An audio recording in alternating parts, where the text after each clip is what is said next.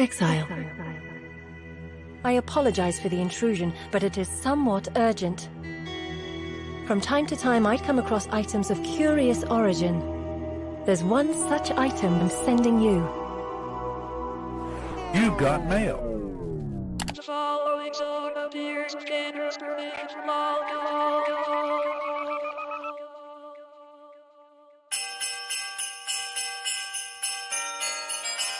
Flame dashing through the fog on a 3090, 15 FPS on a $30,000 PC. What is going on? I can't even see. Oh, what fun it is to die to a thing I couldn't see. Jingle bells, brand new spells, one-shots every day. Oh, what fun it is to die in an unexpected way. Visual hell, I can't tell why I even died. Something one-shot me off screen, guess I should expect more life. That was a juicy one, Exile! CD Projekt Red, they ruined our Christmas League. Fuck you, Cyberpunk, give me 313. What we got instead was a one-week flashback league. Endless Delve was so much fun, can we get it back next league? GGG, give me please 3 more weeks to wait.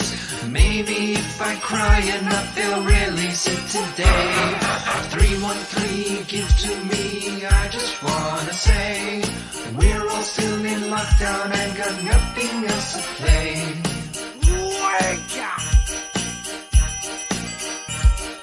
Reddit's not happy, cause crafting isn't free. Why can't we just be a little more like D3? Why don't we just start at level 70? Take me straight to maps and then I'll still not be happy. Oh! Jingle bell, Reddit hell, complaining every day. Stacker is OP and I got scammed today. Jingle bells, brand new spells, I just wanna play. All I want for Christmas is a brand new league today. Ho, ho, ho! Merry Christmas! Yo, welcome everyone to the FATED ARPG Podcast, episode number 121. And I hope you guys enjoyed the somewhat different intro this time around. I just was browsing YouTube the other day and refound this gem from 2 years ago from Logout, which only has 9,000 views on YouTube. So I feel like it went above a lot of people's heads, so I wanted to bring it up again, because it's also slightly related to stuff we're talking about on the episode today. But before we go into it, I need your support, guys. You know it. I'm gonna keep it short.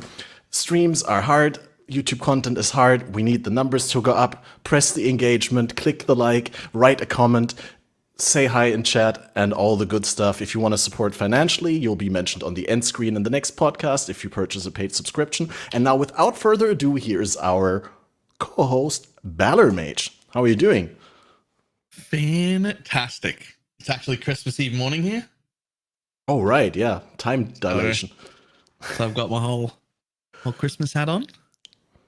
That's Nice. That's the only Christmas gear I have, just the hat. So that'll have to do. I like it.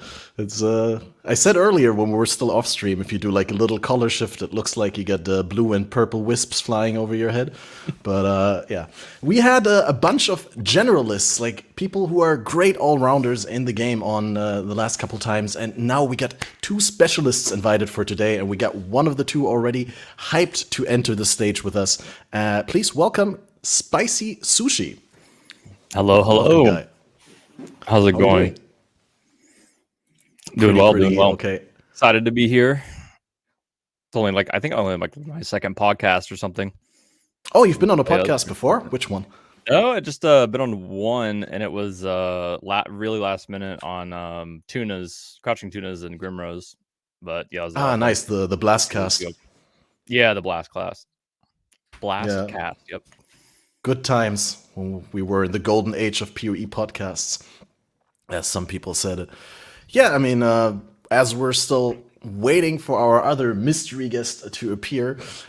We've never had you on, Spicy Sushi. I've also never had the chance to talk to you. So, would you please introduce yourself as a PoE player? Right, like when did you start? What was your, what got you into the game? What hooked you, or anything that you'd like the people to know about you? Yeah, so I don't know. I think I just got into PoE like most people do. You play it and then like you download it on Steam or or regular client. I know Elitist might be laughing a bit about Steam client, but I saw it on Steam, promoted a lot, got on. I hated the game after the first like few hours that I played it. I dropped it for like an entire 5 or 6 months, and then like after a few leagues of it popping up, I would play for maybe like an hour, hate it, quit, and then like eventually I got to the point where I was having enough fun to get through maps. I mean, get 2 maps after the campaign. I was like, oh wait, this game is actually pretty fun. And then it was, it's just history from there. I was super addicted. But then what really, really got me deep into PoE and start making content was actually start with money making, just like usual, like magic find stuff like that in Ritual League. But then I got pretty addicted to crafting. I think it was halfway through Ultimatum where I started really getting addicted to crafting and kind of just switched my entire focus and passion around the game around that, and teaching people crafting guides and stuff like that, and just making general like content. And that's what most people know me for by now, or at this point this is what most people know me for, is crafting. Did that start because you thought crafting was the most fun, or did it start because you realized crafting was the most profit and then just became fun? I think it wasn't so much about the money, because I was making a lot of money through Harvest at the time. Back when Harvest was actually kind of pretty complex. Like it wasn't just life force dropping on the ground like it is now. You had to know all kinds of different bases and stuff, like cluster jewels, stuff like that. And I started selling a lot of my crafts that I didn't use on Forbidden Trove Discord. And, people really high-end crafters that have mirrors and mirrors would start buying them. And I would see the items that they were using these crafts on. I was like, oh man, I think this guy is making like 30 divines off me right now. And I just sold this for like 4 div. And so I was like, what kind of items are they making, or how are they using these crafts? And after a while of just like kind of doing these kind of harvest services, I was like, I think I'm gonna try to get into this myself. And so halfway through Ultimatum, I started getting into crafting for profit originally, because I noticed that I was selling these crafts from Harvest for like 4 div, but like I said, they were probably making like 30, 40, 50 div off of me, like divines. And so I started diving deep into the items that they were using, started keeping track of what they were buying from me, why they were using my craft. And it was called Exalts back then. But over time, I actually started just falling in love with crafting in general. Now, I don't share that same love for crafting anymore. I think crafting has gotten way worse than it used to be. Just quality of life wise, user experience, everything. But back then, it was actually a lot easier to make pretty high-end items. And so crafting was a lot more fun back then. I don't really see myself crafting that much. As surprising as it is, I mainly make guides and do like the mirror crafts for for content and for like the free mirror shop I run in the league. But I don't really do much crafting outside of that anymore. Look, after all the nerfs that they've done, like over league, just piling nerfs and nerfs and nerfs. But you guys probably have a lot of experience with that. Yeah, I mean, we'll probably go into that in a little bit. What I wanted to know, and I'm not sure whether you mentioned that and I just missed it, when did you originally start? You said you really got into crafting during Ultimatum, but what was the first time that you played? No, so I think the first time I actually got through the campaign was Betrayal, actually. Okay, yeah, I just wanted to know whether it was like like the really old times, like pre Fall of Oriath. I feel like with how many hours that people put into PoE, you have like different stages that you think, oh, this is when I became a PoE player. Oh, this is when I became an actual PoE player. And for me, I think that's Ritual League for me. Like it's the first time I actually like started. Everyone has their own definition for that. That stage of you as a player in PoE. But for me, Ritual League was the first time I started actually investing in my maps, making like a pretty expensive build. Got my Headhunter for the first time in Ritual League as well. And before that, it was really just playing casually, like maybe for a week or two, then quit.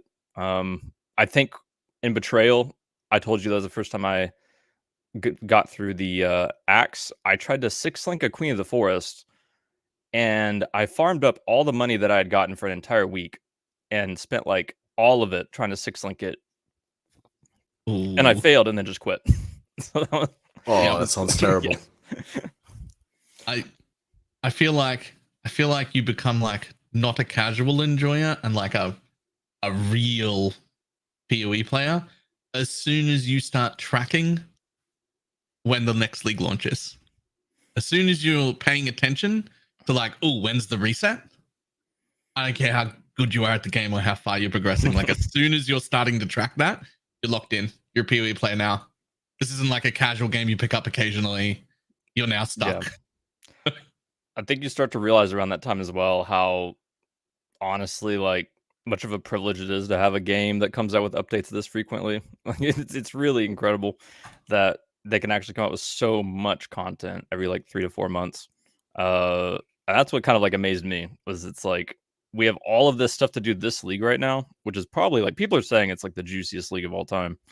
Not quite, but I think yeah, like people are saying it though. And then it's like but it's time to go again, like in 3 months, you know.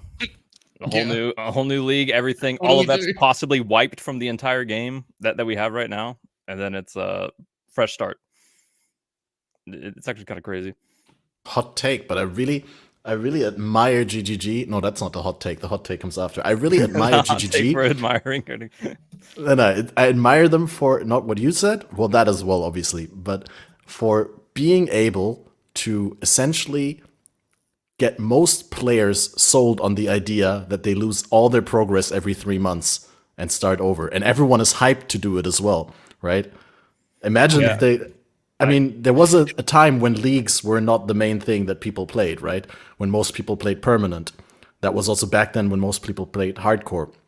And just this shift that they were able to do, to have this huge softcore player base, and all of them are happy to lose all their progress all 3 months. It's really impressive that they taught their players so well. It's weird to even think about it as lost all their progress. Because league starts like the most exciting time because everything's new. It's just not even. It doesn't even occur to me to think about it that way. You see, you even like it. Stockholm syndrome all the way. Yeah, I mean, it's one of those things you either like or you don't. And I feel like PoE drives a lot of people away for that as well. But it also, I would not enjoy PoE if we didn't have all of our progress wiped. So, if you remember, like Diablo 4, when they announced that they'd be wiping everyone's progress every league, for us, that's like, oh yeah, that's normal. I mean, that's why we like Path of Exile, is because it's a fresh restart. But if like on the Twitter, like the replies was like, what are you talking about? What kind of game is this where everything's gone like every 4 or 5 months? Like, who actually likes this, you know? And for us, it's that's what I makes mean. it amazing. And the behavior. What do you mean? Yeah. But I think for most friends I do try to get into PoE, that is the massive wall for them, is that they have to go through the campaign again. I mean, eventually as you get better and better at it, the campaign's like, yeah, I mean, it's whatever to get through the first day, but then it's gone. You don't have to do it for 3 months if you don't want to. And it's not even like a pain for us, but for some people it is a massive wall for them. Yeah.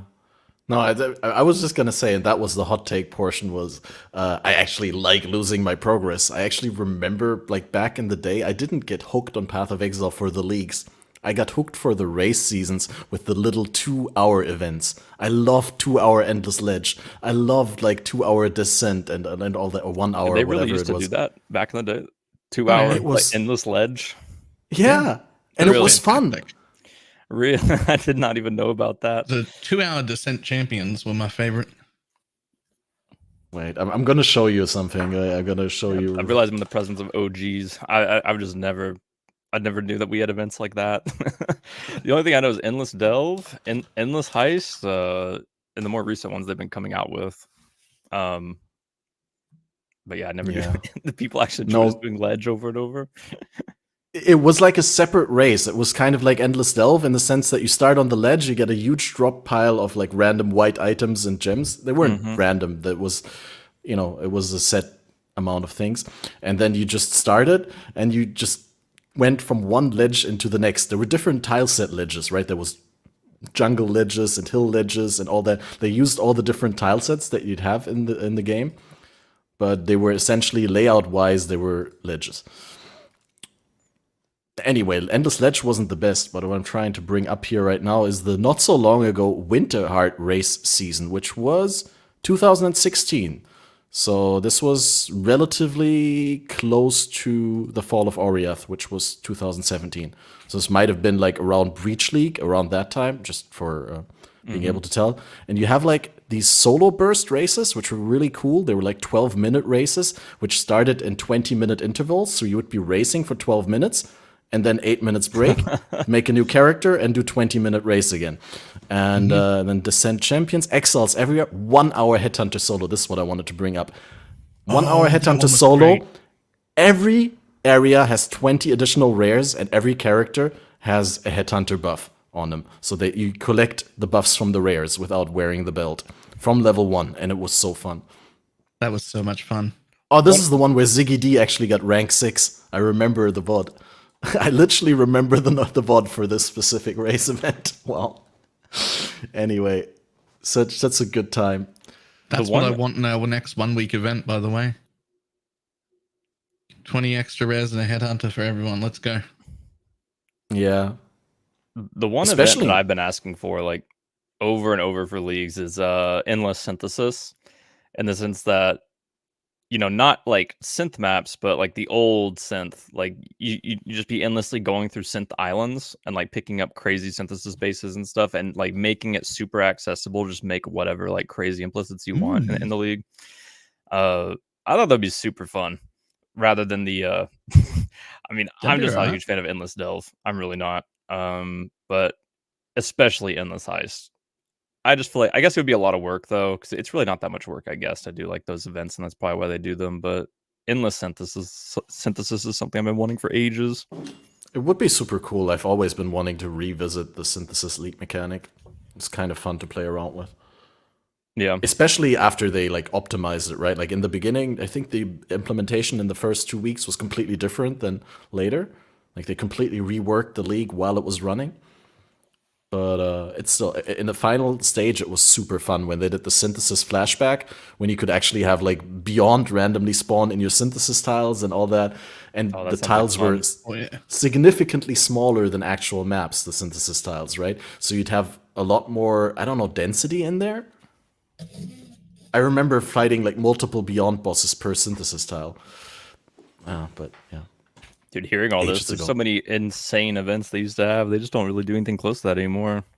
That'd be Yeah, and I super wonder fun. what it is. Like, I think like there's two Probably factors PoE to too. it. Like, I mean, it's probably there's so much investment they're doing in PoE 2 time wise right now.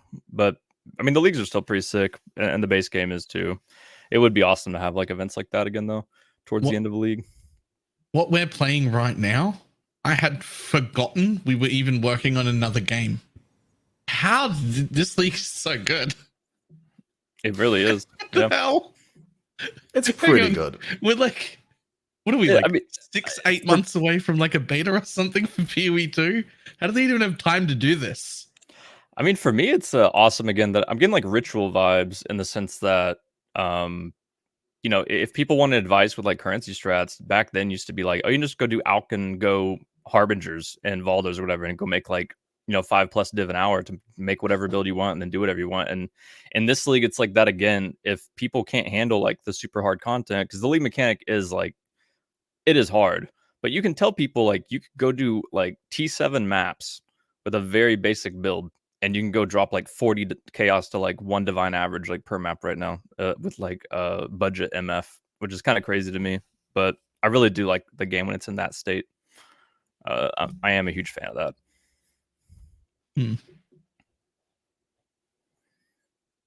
Right. Well, there's one thing that I directly want to talk about, and that's the introduction of the Valdo's puzzle box, because we had a little bit of pre-stream chat about you. What is the word that I'm looking for? Getting a taste of the hardcore feeling and actually liking it. Oh yeah, Which is interesting because Well, I've made Balor and I both made the opposite development. We both, when we started this podcast, were hardcore gamers, right? And now I've been playing exclusively softcore for almost a year, and Balor, what, like 2-3 years? Oh, maybe even 4. I don't know. A while now. Yeah. A long time now. But yeah, last episode wasn't super positive about the puzzle boxes, and you, Spicy, you have actually found joy in them. Oh, And they I love them. actually they taught you something about the game that you like that you didn't know about before. There's been a lot of ups and downs. I mean, I've died twice. One time to an actual misplay, and then the second time to internet going out. But Those are the worst. off stream, so I couldn't even actually play it on stream. But I was just doing a quick little test after I spent all day crafting all the gear, putting it together. Lots and lots of money, and then I chose a really, really easy void map, and just died to a DC during its Zeri, so I got double flame blasted probably.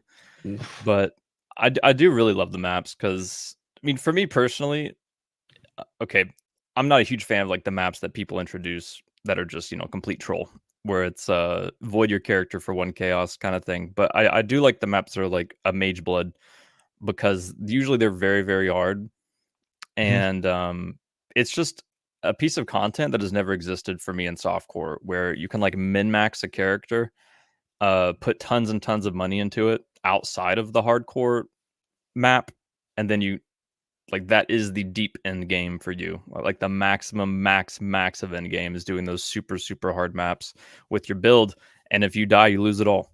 And for me, it's like it's super rewarding too, because the stronger your build is, the higher profit margin you have in those maps, because people aren't going to buy, like, there's maps that you can go get a mage blood right now for like 5 divines on trade, but they are nearly impossible for almost every single build in the game. And so to do them, yeah, but like to do them, you obviously, I think the most insane one I've seen is you have to do an ultimatum. You cannot choose any of the choices. It is 100% delirious. There's the feared, Lord. and if you don't complete the map in 10 minutes, you die.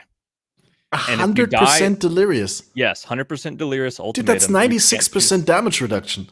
Yeah, yeah, around that. Fantastic. And yeah, you have to do the ultimatum. You have to kill the feared, and if you don't do it in 10 minutes on 100% delirious, your character just dies, because it says like the area eventually becomes like lethal over time. Like, well, there's one where you take 1% increased damage for every second that you're in the map, which is terrifying. But there's another one that's even worse, where it's like you just die after a certain time limit. You have to like set a like timer. an Oba's Curse Trove, basically. Yeah, it's basically the Oba mod is what they added. That people, whoever made that map was a masochist, but also, it gives you an incentive to even min-max harder, because the people that min-max their build even more are able to do those, and they get better profit margins, because other people are fighting for the cheap or like the really easy maps that have 0 profit margin. But if you put more and more into your character, you can eventually reach that. But there's also the thing where if you put more into more your character, you're risking even more. And so I don't know. It's just like, it's so addicting to me, because I've just never had anything like that in softcore. And it makes me actually want to start trying out like hardcore trade as well, for that kind of feeling I've been getting, like the adrenaline rush. Yeah, when I was still like an absolute hardcore elitist, I could never imagine playing softcore for an entire league, because I was like, there's nothing on the line. It's like playing poker, Texas Hold'em, but instead of a buy-in, you just, you put a pack of chewing gum there, and it's like, okay, what's the point? You can just go all in every round. And I'm so happy to hear that from you, like that you have this enthusiasm about something that I somehow lost on the way somewhere.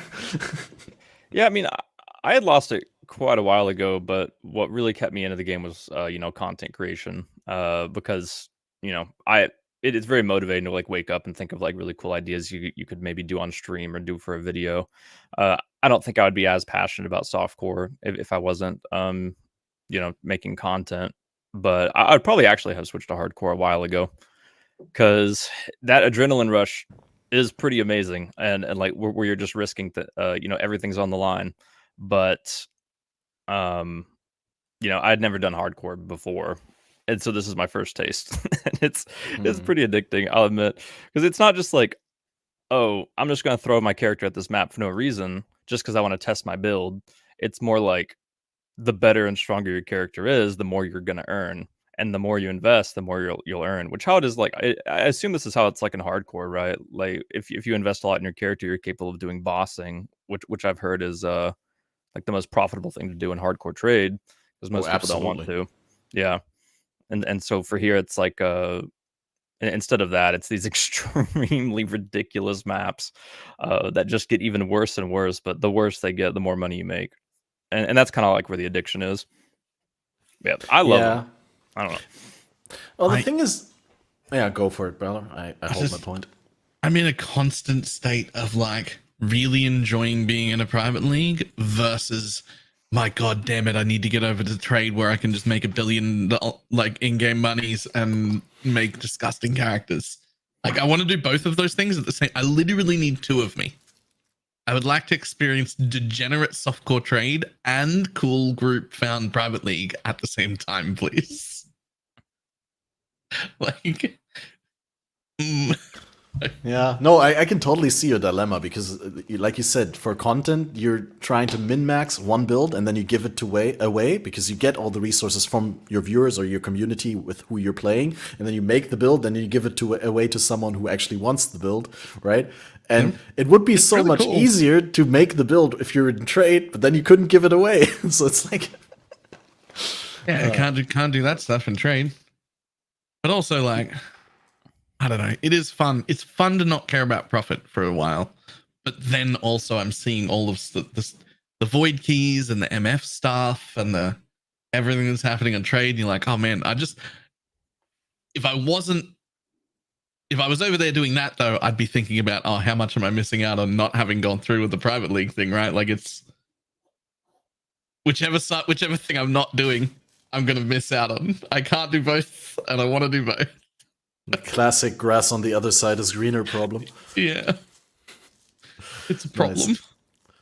Yeah, what do I want to say about hardcore? Yeah, I hope, Sushi, you don't fall into the same frustration that I had, which is with the Valdo's puzzle box maps. That's actually great design because you can make your character, right? And you can die as much as you want on the way there, and then you can decide to put it all on the line. Yeah. But my experience with hardcore, and one of the core reasons why I left hardcore, was that I always died before I put my character on the line.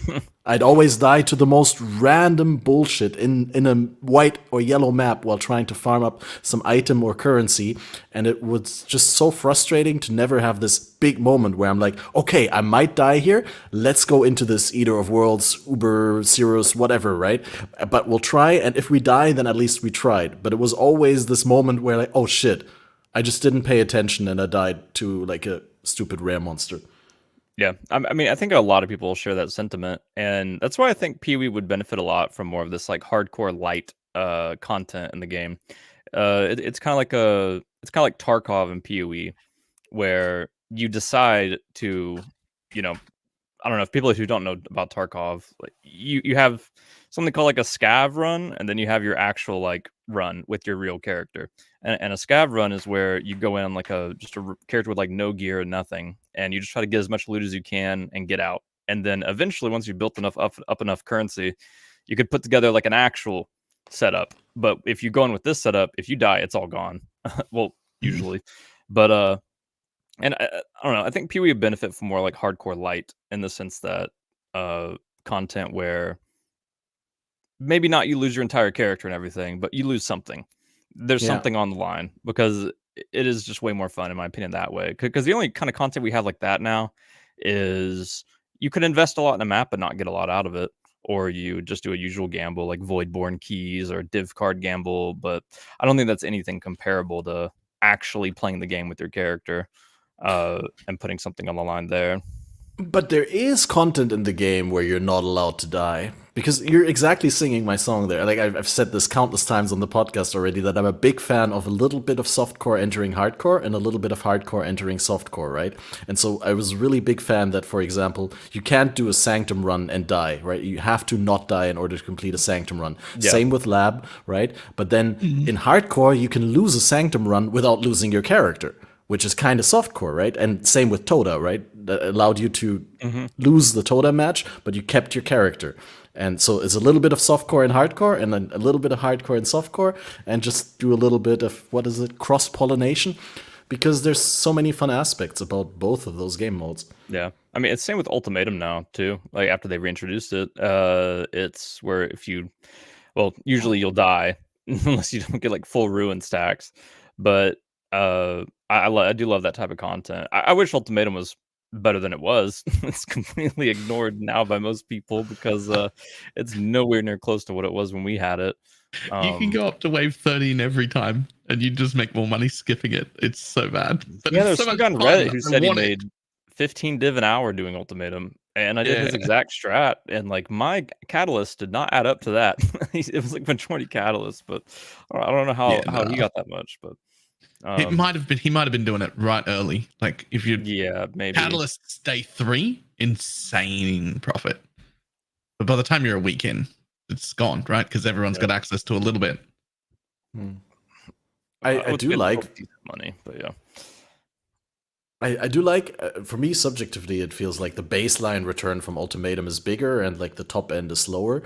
And I just really, thinking back to my hardcore solo self-found days, right? I just really like Ultimatum as a source of catalysts over Metamorph.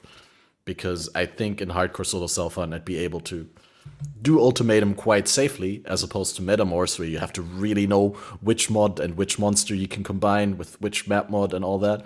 Right, like additional projectiles with what is it called? The drop bear barrage. That's not a good idea. A lot of shotgunning with old Metamorphs for sure, right?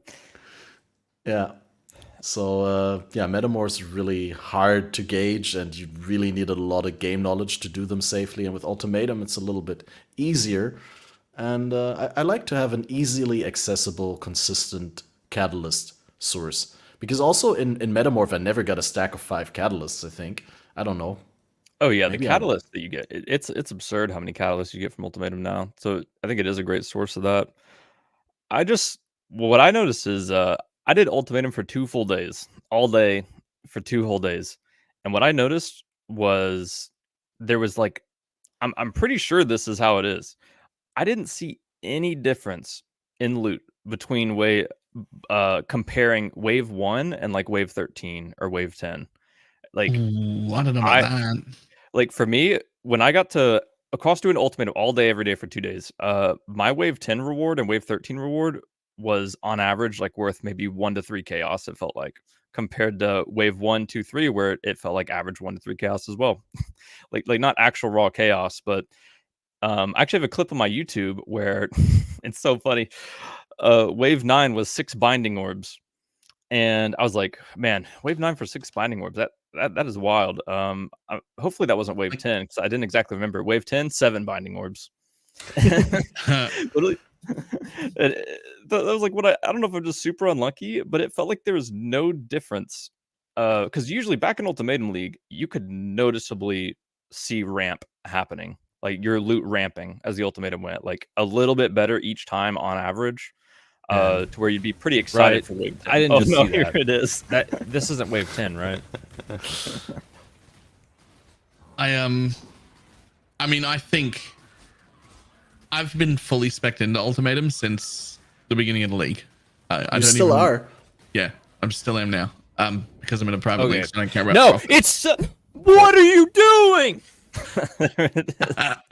But I think I can pretty noticeably tell that like wave 8 to 13. What are you is doing? significantly more rewarding. That was not 6 binding orbs for wave 10. I feel like I had Right. to be getting unlucky. I didn't just see that. This isn't wave 10, right? Oh, this is confusing because I can hear it. And You can hear it? Yeah. Oh, it's... Wait, what? What can you hear? The video. You can't hear the video. The video is muted. Wait, what? I muted the tab. Is it actually playing through? Okay. I can't hear definitely it. heard it. Okay. Very loud. Okay, sorry. I didn't realize it was playing. It was not showing to me. I had no idea that when I capture a tab it actually plays the sound. I'll make the YouTube down. That makes sense though. In my experience though, it's like back in Ultimatum League, if I reached a really risky wave at around wave 8 or 9, like early on in a character, I would still have a desire to try to do it because I'm getting closer to wave 10. Because I feel like the closer I got to wave 10, the more likely I'm going to get like a big reward, like an exalted orb possibly, or something worth over 20 chaos. But for me, those 2 days that I did it, I started just like if it was like a stand in stone circles and I just didn't feel like getting to the final wave, I wouldn't feel bad at all about dropping it, because it's like every wave 10 I was getting to, it was giving me like a T5 map, a T4 map, a chisel. I think wave 10 gave me like 5 chisels one time. And it's like early on in the wave, I'd be getting like wave 2, 10 chaos, or like wave 4, 6 fertile catalysts, which are worth a ton of money right now. It's just kind of weird to me. I mean, in my experience so far, it feels like there's no ramp and it's just random, but I could be wrong. But, it definitely ramps. Like wave 8, 9, and above are significantly more rewarding than the earlier ones. Like overall, by a long shot, it's noticeable. I've been doing it for the whole league. The problem is that waves 8 to 13 are still not rewarding in average. Like, sure, compared to the somebody with like, there'll be clips of somebody like with an apothecary card, but like, you know, that also drops on the ground anywhere occasionally, and it's such an outlier. It's not really part of, like, unless it's happening super regularly. Yeah, I mean, that was my goal, was to try to get an apothecary or like a doctor, but I didn't get a single div card worth more than 5 chaos, unfortunately, over like 200 maps, 200 ultimatums. But yeah, like the Keystone Ultimatum, I did it for a bit, but man, it slows down your maps so hard. It can just throw such horrible combos at you that takes so long to complete. If it's like shrinks the arena 2 times in a row, puts the Fizz Degen totem on top of it, million monsters in there, it's like, okay, and it's like a survive round where you have to stand in there. So you're just like flame dashing in, flame dashing out, flame dashing in, flame dashing out. It takes like 10 minutes. And then if you do the wave 10 ultimatums without the Keystone, they're so fast, you know, and you farm so many more catalysts per hour. Overall, though, it's such a, I don't know, it's a very weird reintroduction to me, in my opinion. I really hope they improve it a bit more before next league. Or, well, maybe not before, you know, but before next league at least, because I really do enjoy Ultimatum. It's probably the most fun content for me right now, besides the Void box or the Void puzzle box maps. It's just such great stream content because of the regular breaks and screen freezes. You can just interact with chat and be like, you know, making your jokes, having a sip to drink, you know, do that. I just do that while fighting the mobs. It doesn't help that the lead mechanic doesn't work with it, because they don't drop loot at all. Yeah, that's sad, actually. That is the part that makes you feel horrible about it, is because if you're just not having a good day in Ultimatum, like everyone else is just dropping so much currency from all the regular monsters in the map, and you're dropping 0 loot. That's probably the big downfall of the mechanic, and next league it will probably be much better.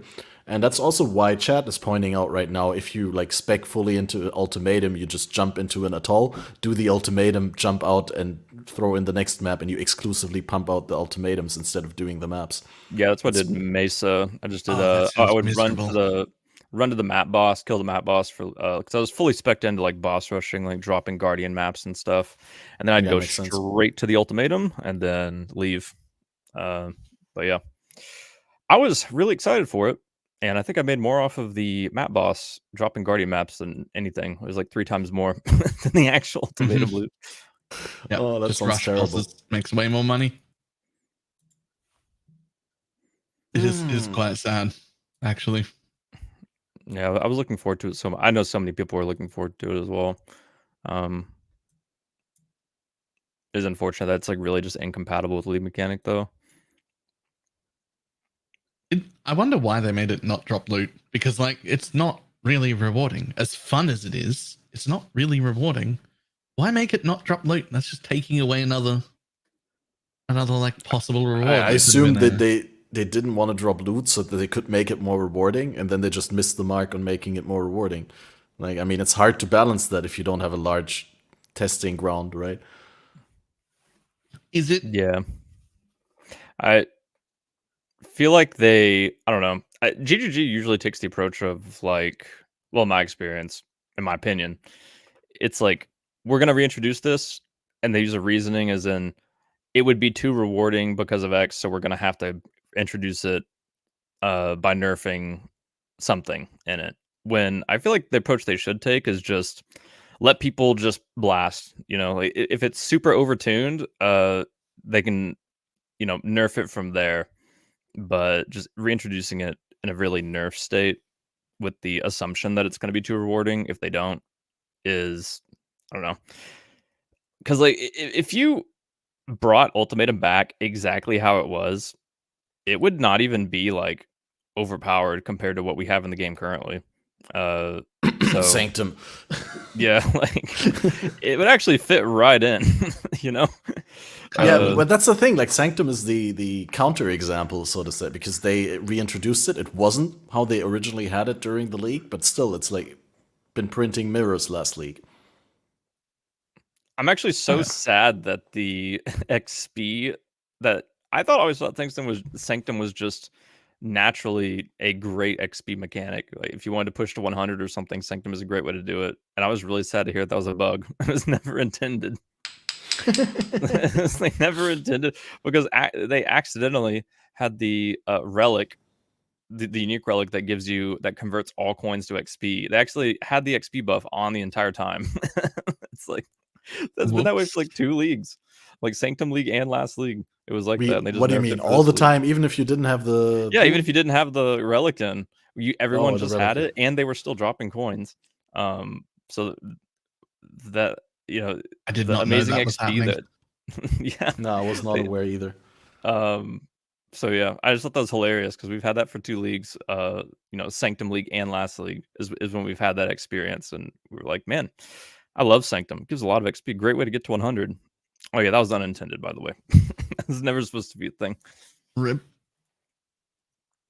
Damn. Yeah, the game is weird with its cycles and all that. I've heard so many different opinions over the years where people say, the game is becoming too hardcore, the game is becoming too softcore, it's too easy to... Where do you stand on the whole, like, going from here to PoE 2 thing? I mean, having started around, what do you say, Ultimatum? No, Betrayal. Yeah, Betrayal League. How do you contrast the game when you started with the game now? And how do you extrapolate the development? I don't want to load too many questions into one.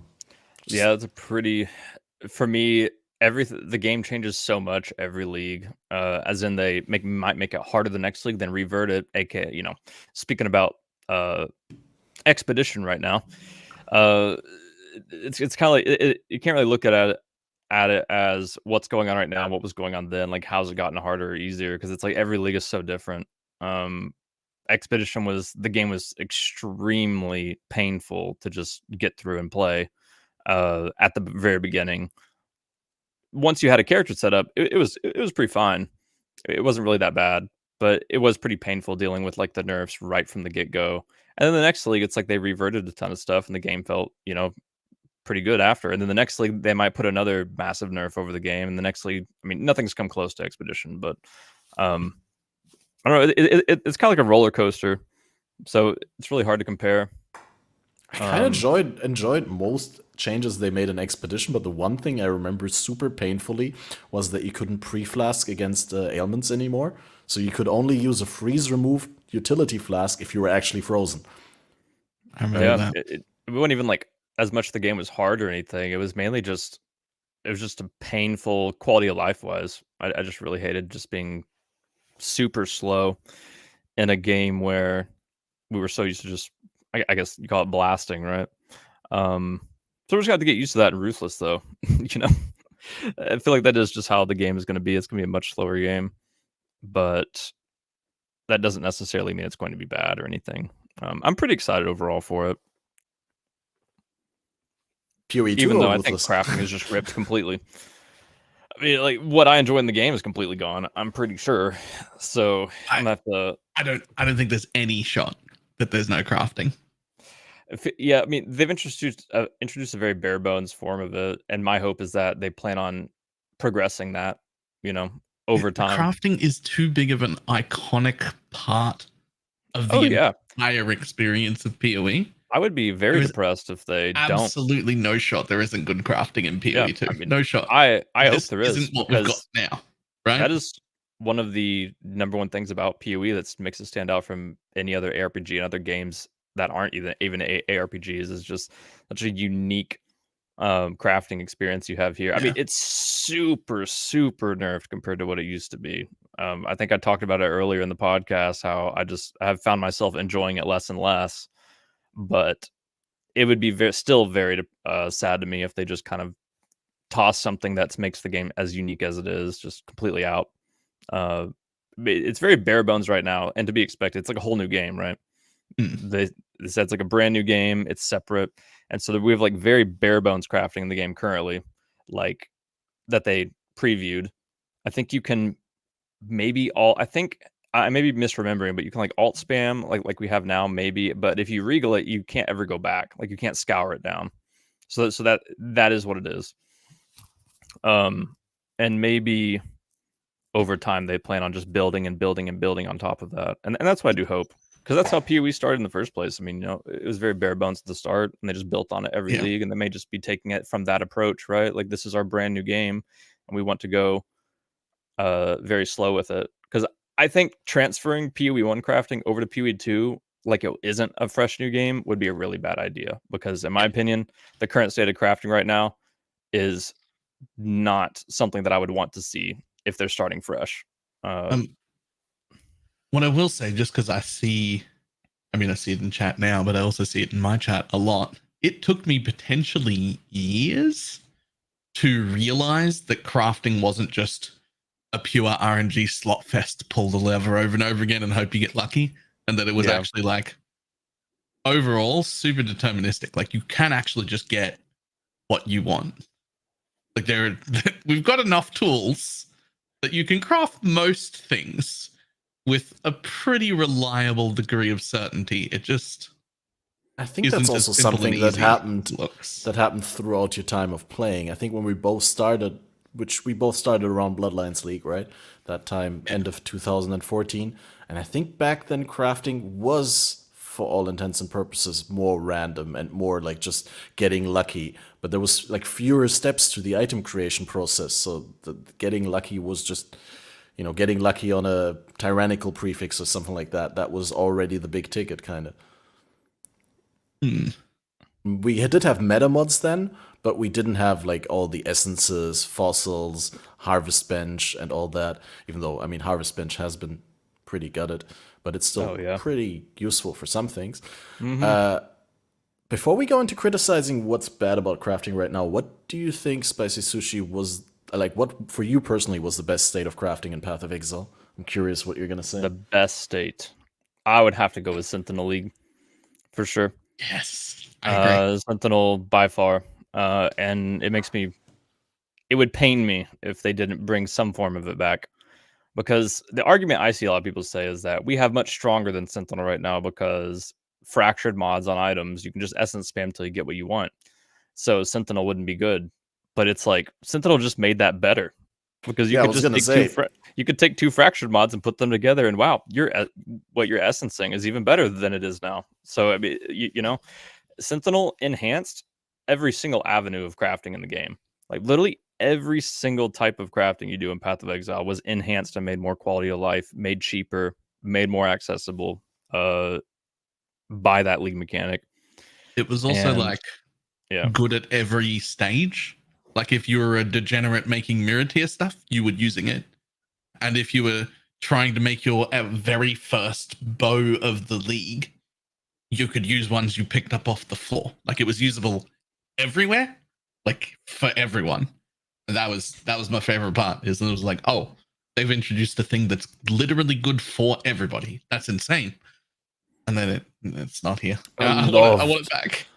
There's one build that I like playing a lot, and I haven't played it in a while because it's not that strong right now and kind of a meme, but Death's Oath, right? And with Sentinel, with the recombinators, you could craft Iolite rings, which is the ring base with the increased chaos damage implicit. You could use the essence for chaos.multi, and you could use the essence of envy for increased chaos damage, and then slam those together and have both increased chaos damage and chaos damage multi on the ring explicits.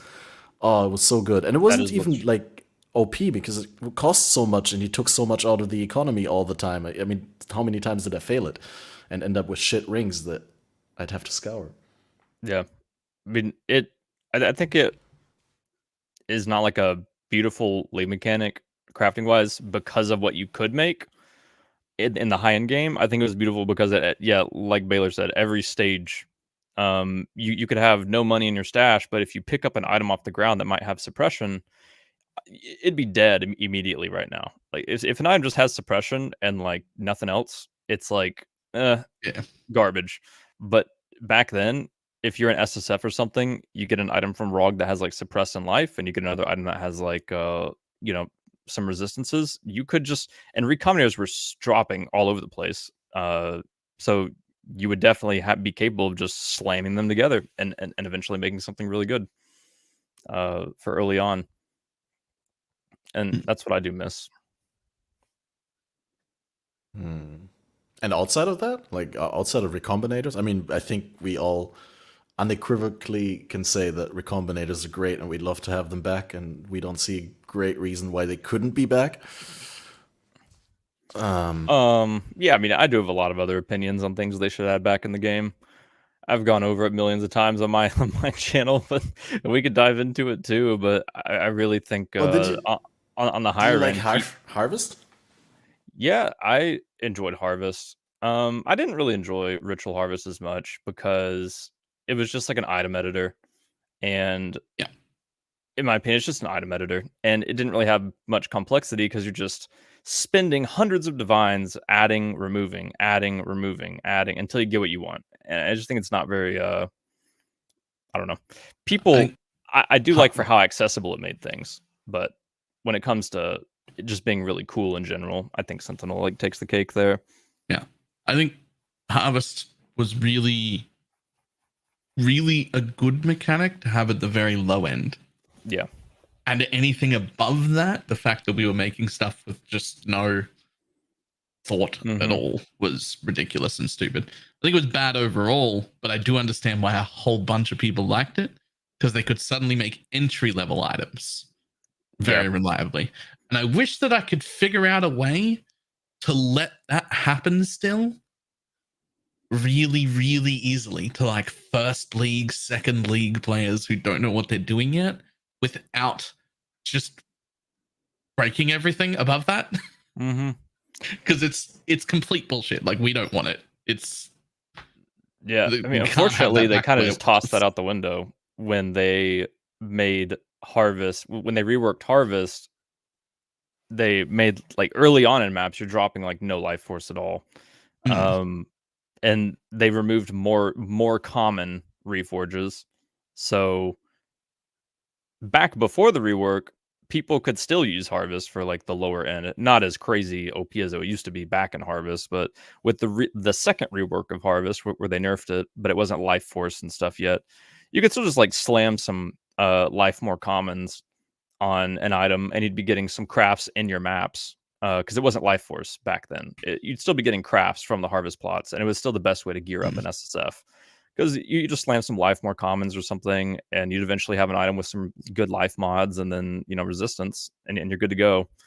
And nowadays you don't really do that. I feel like an SSF. I mean, I don't play SSF, so I don't know, but I can't imagine that getting that Harvest as an angle for your early gear and like white maps. Because like.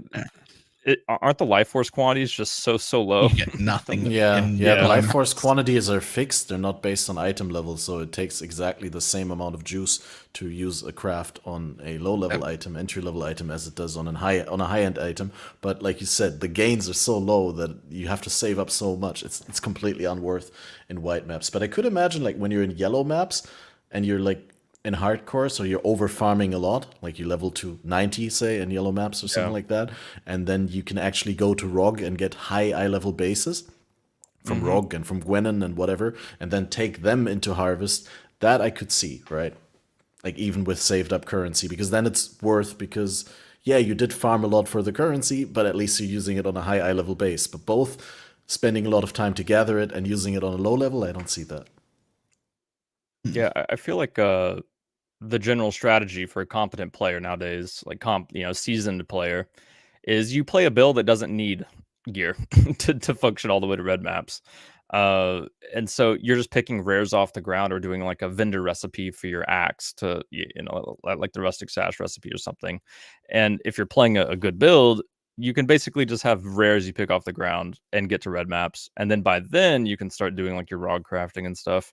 But for new players that are fresh to the game, they don't know how to do that, right? Like if you told them like, oh yeah, you're going to get to T16 maps, picking rares off the ground and doing some axe recipes, I feel like they're just going to have a horrible time with that. Like they're No, easy. Just tell them to play DD. Yeah, unless tell them all to play DD or something. No. Because ROG is... corpse based damage needs to go. Yeah, I think ROG is that though. ROG is kind of the answer to low end gearing and like getting yourself in-game gear from the start. But it's also pretty, I do a lot of ROG guides, and it is really intimidating for people that are new still, because it is. There's a lot of terminology used in ROG that is not in anywhere else in the game. And so you literally have to go look up a guide because you don't understand what's going on at all. What would you say is the most commonly misunderstood ROG craft? Probably where it says like picking the best outcome is people who are fresh to the game are going to be like, oh, the best outcome. So if it's good mods, he's going to settle on those. But no, he's just talking about the highest tier. Yeah, like highest tier based on item level or something. Because +1 skill gem, that would be great to get on my amulet. Oh, ROG's going to reforge this 10 times and give me the best outcome on my prefixes of my amulet. I might get +1 skill. You have a super low chance of getting +1 skill because it's a very, even though it's like only one tier of it, it's like an item level 1 requirement for that mod. And so you're just not going to see it like ever. And that's like kind of the frustrating part about ROG, is that if you don't actually know what he's doing, it's not going to really make sense. Especially when he uses the term rerolls mods, and everywhere else in the game, we associate reroll with a divine orb, as in rerolling the values, like the numerical values on an item. But when ROG says reroll, he means reforge. Like, he means literally just chaos orbit. So yeah. So there's some pretty confusing terminology and mechanics in ROG that are, you just literally have to go look up a guide, to be honest, to kind of understand it if you're completely unfamiliar. Oh, that's correct. In-game Chaos Orb says reforge an item. Yep. But on the PoE wiki, it says it's an item that can be used to reroll the modifiers. Yeah. Pretty, a little bit inconsistent. No, that's great. Great knowledge. Yeah. So what do you think is the big problem with crafting now? Currently? Quality of life? You said something like that earlier. Yeah, quality of life. I feel like the definition of determinism to GGG has been kind of lost over time, because for them it seems like if a craft is deterministic, it means no matter how much currency you put into it. If you put in enough currency, you can eventually get it, and that is determinism. And in their eyes, it seems like. But I feel like a lot of crafts are still like that haven't been nerfed, but it was the reasoning given for a lot of nerfs that we've gotten in the past. That was like the big thing with Harvest, right? It was deterministic to make a perfect item if you spent hundreds and hundreds of divine orbs. And nowadays it's like you could spend like Ashling. I think there are big, sorry for getting off track, but I feel like there's like big ages of crafting in PoE, and along with that, like big nerfs that come to those. And those are like the defining moments in PoE when determinism is like stripped down from the game. I think one of the biggest things was Ashling in its original state. 100% chance of adding a veiled modifier, will not remove anything. It can add 2 veiled even. And then when that was nerfed, it was stripped down to it can add an item. It will add a mod, but it will also take away a mod. And so we've stripped away a little bit of determinism and added in lottery system, right? But the problem is with that is that Ashling was already a gamble in the first place. Even if you had a 100% chance of adding that mod without removing it, you still had to gamble the unveil part of it. It wasn't always guaranteed that you were going to get the unveil that you wanted.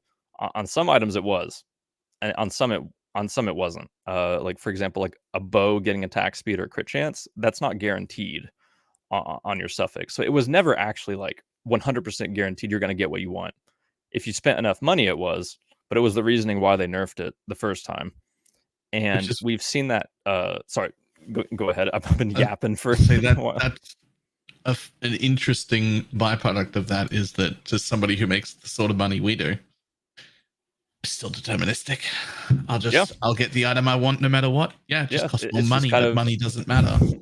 But it does to a lot of people, and they don't have determinism anymore. I feel like that change hurt the wrong people. Oh yeah, I remember when I was helping Rax, who has been visiting PoE for a bit. I was helping him make a bow the other day, and we added the Ashling modifier. No problem there, and he was like, "Great, it's done." And I was like, "Hopefully you get it first try on the unveil." He was like, "Wait, what? You mean this is not guaranteed?" It's like, "Nope. I mean, it's Path of Exile. This is what it is." There's just like so many layers of gamble along the way, but we call it determinism, and GGG sees it as determinism because if you spend enough money, you will get what you want. Now we don't see that for everything nowadays, like reforging and harvest. We used to have something called reforge keeping suffixes or reforge keeping prefixes, right? And that was a failsafe for if you filled up your item. We don't have that anymore, and that's one kind of gripe I have about the harvest nerf is that I feel like there's really no issue to bring that back if you just make it really expensive, like life force cost wise, because people would pay that price if it would save them their 30 divine item that they just invested in. And correct me if I'm wrong, but like, isn't that in the game technically with Eldritch items and Eldritch crafting? Like, I mean, yeah, like if you're doing other Eldritch influence item, bases, you're good. That is another point I was going to get into, is that I feel like GGG's consistency with nerfing determinism is just really off, because making an Eldritch item you have so much leeway with that, because if you fill up your prefixes with the reforge, you can Eldritch annul it off. But why is that in the game? Is that getting nerfed soon? you just don't know, because that is deterministic. That is very deterministic. That is much more deterministic than a lot of things we've had in the past that GGG striked down because it was seen as too guaranteed. And that is Eldritch crafting is very guaranteed if you put in the money. So that's why it's kind of scary. Like, you don't know, like, is this going to stay in the game? Is it not? But that's one reason I love Hinakor's locks coming back, though, because that is kind of our reforge keeping suffixes and reforge keeping prefixes. If you have a very expensive item, when they were down to like 3 or 4 divines at the start of the league, I was hoping that they would be common enough to where they would stay around that price range, because that's just such an accessible way for people to make crafting a little bit more I'm gonna say deterministic, but I'm just gonna say, like, quality of life, less painful. But now they're like shooting to the moon now, so I guess that dream is kind of gone. Rip. Yeah, I was always wondering whether they're going to nerf Eldritch crafting or buff the mods that you can have outside of Eldritch influenced items, say Shaper, Elder, the traditional influences. Yeah, I really do think influence modifiers need a little bit of a buff, or at least some more attention, because Eldritch items are just replace them in a lot of slots. You can invest so much money making like Tailwind Onslaught boots with Redeemer Hunter, or you can just go with action speed implicit on your boots, which is barely worse than Tailwind, and then movement speed. Yeah, and you guarantee 6 modifiers on that item, almost, like at least 5 are just guaranteed T1 if you want them to be. But on a influence boots, the Awakener Orb, you get 2 guaranteed. Your third suffix is random. If you usually reforge for elusive on crit, but if you reforge that, you could just hit 3 prefixes, and whoops, time to use an annul for 50-50. Yeah. So I think Eldritch items are just completely destroying them in some avenues. And that's why I feel like it's going to get a nerf soon, which is what I'm scared about. I don't want them to be nerfed at all. I would rather influenced items get a little bit more love, because there's very few slots now that influenced items are, just way better. Like, yeah, they are better than Eldritch items, but only if you invest tons and tons of money. You can invest so little money on an Eldritch item, and it'd be way better than any like budget mid-range influenced item. Yep. But there are situations where like you really want influence. But there's very few mods like that in the game. Most people like, if I go to PoEDB, like PoE database, and I go look at influence mods on items, there's something I don't even know, never even knew existed in the game, because they're just completely just no one like on shields. There's like avoid elemental damage from hits, like avoid fire damage from hits, avoid like blank, like whatever. I would even go to say like 80+% of influence mods are never used in the game ever again, which is what's a little bit sad, because I feel like an overhaul is really needed there. It would be really, really, it would be really cool to get back in the game. Yeah, because then that could be basically, the Eldritch items could be our low-level sort of harvest, very deterministic kind of crafting, which you would eventually want to get out of in order to get into real endgame gear, because some things would just not be possible on that. But right now, I'll agree with you that they're way too easy and way too strong. Influence gloves used to be a must-have, like on every dot build, I'm pretty sure, if you didn't use unique. Yeah, you get like chaos dot multi or fire dot multi. But compared to just an Eldritch item nowadays, it's just not, like, no one uses influence gloves anymore for those builds. Dude, like an Eldritch item, you just put like a Ignite Prolif or something else, which is like crazy good early on in the league. If you can get like Ignite Prolif on your gloves, or Exposure on your gloves, or something like that.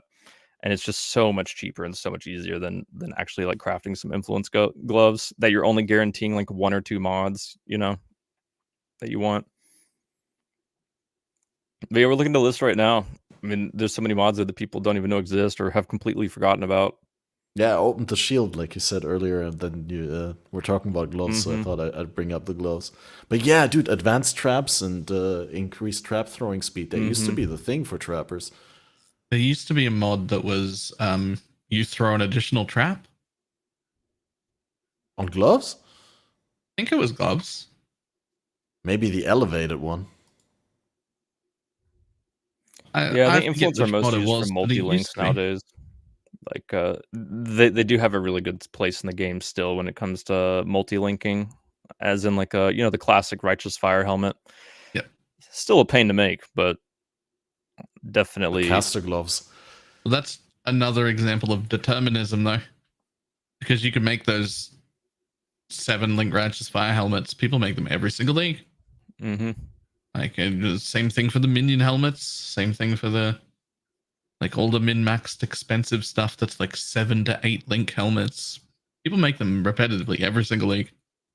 Yeah, they're even easier to make now because of Hinacore's locks getting added to the core game, which I think is cool. But it's also like, when's the next nerf coming? It's like, when is what I'm doing right now going to be completely removed?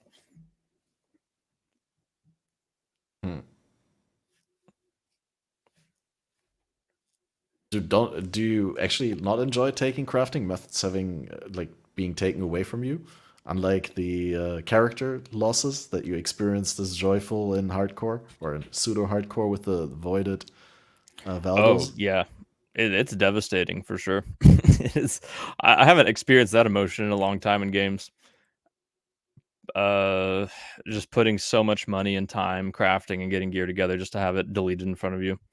But it's also what gives you this like adrenaline rush of making a character capable of doing these maps and actually completing it. For me, it's like unrivaled, which is why I'm just gonna keep sending it. And probably what I meant is, like, if they technically take crafting methods away, right? They make a new puzzle, they change the solution to the puzzle, and is it not exciting to figure it out? or is it like just in its current form not engaging because it's not?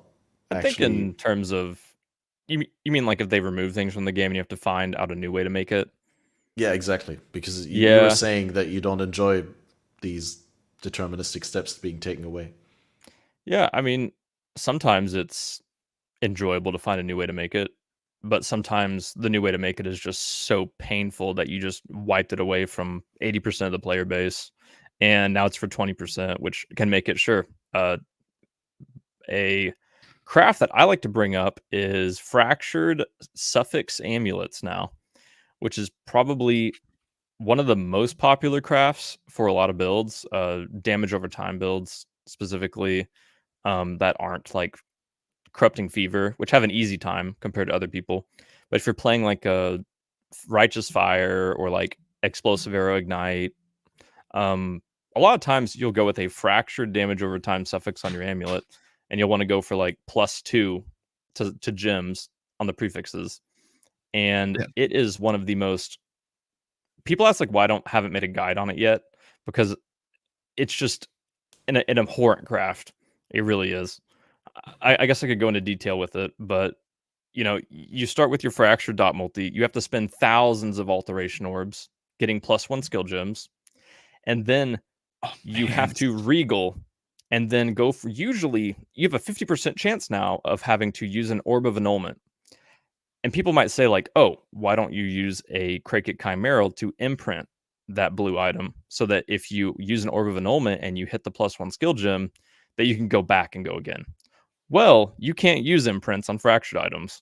So when you have spent thousands of orbs of alteration getting to that +1 skill and you regal a bad modifier that you now have to orb of annulment off, if you miss that annul, you get to go back to spending thousands of alteration orbs, which this has actually given rise to a lot of cheat programs being made in the game now. Third-party cheat crafting programs that I'm not going to promote because fuck it, is TOS as hell, and you have a high chance of getting banned for using it.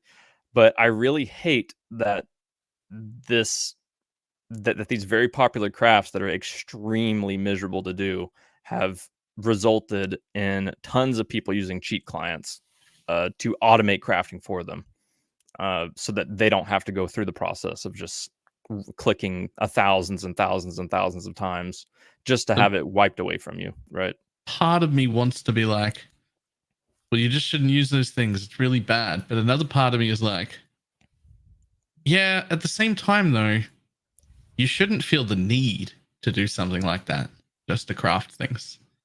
It shouldn't involve clicking just on the same item like this. Yeah. An average of 1,800 times to hit a mod that you need. Just like this for it's just too much. Yeah, I hold the same position on that, like the one that I hold on the logout button. It should be a feature in the game. Like, why do you need to use third-party software for that? Why is there not like a keybind I can put to logout? No, that's the same. Why? No, that's a different thing for a few reasons. No, the only different thing is that they decided that logout is not against TOS, right? That's in accordance with TOS, so that's fine.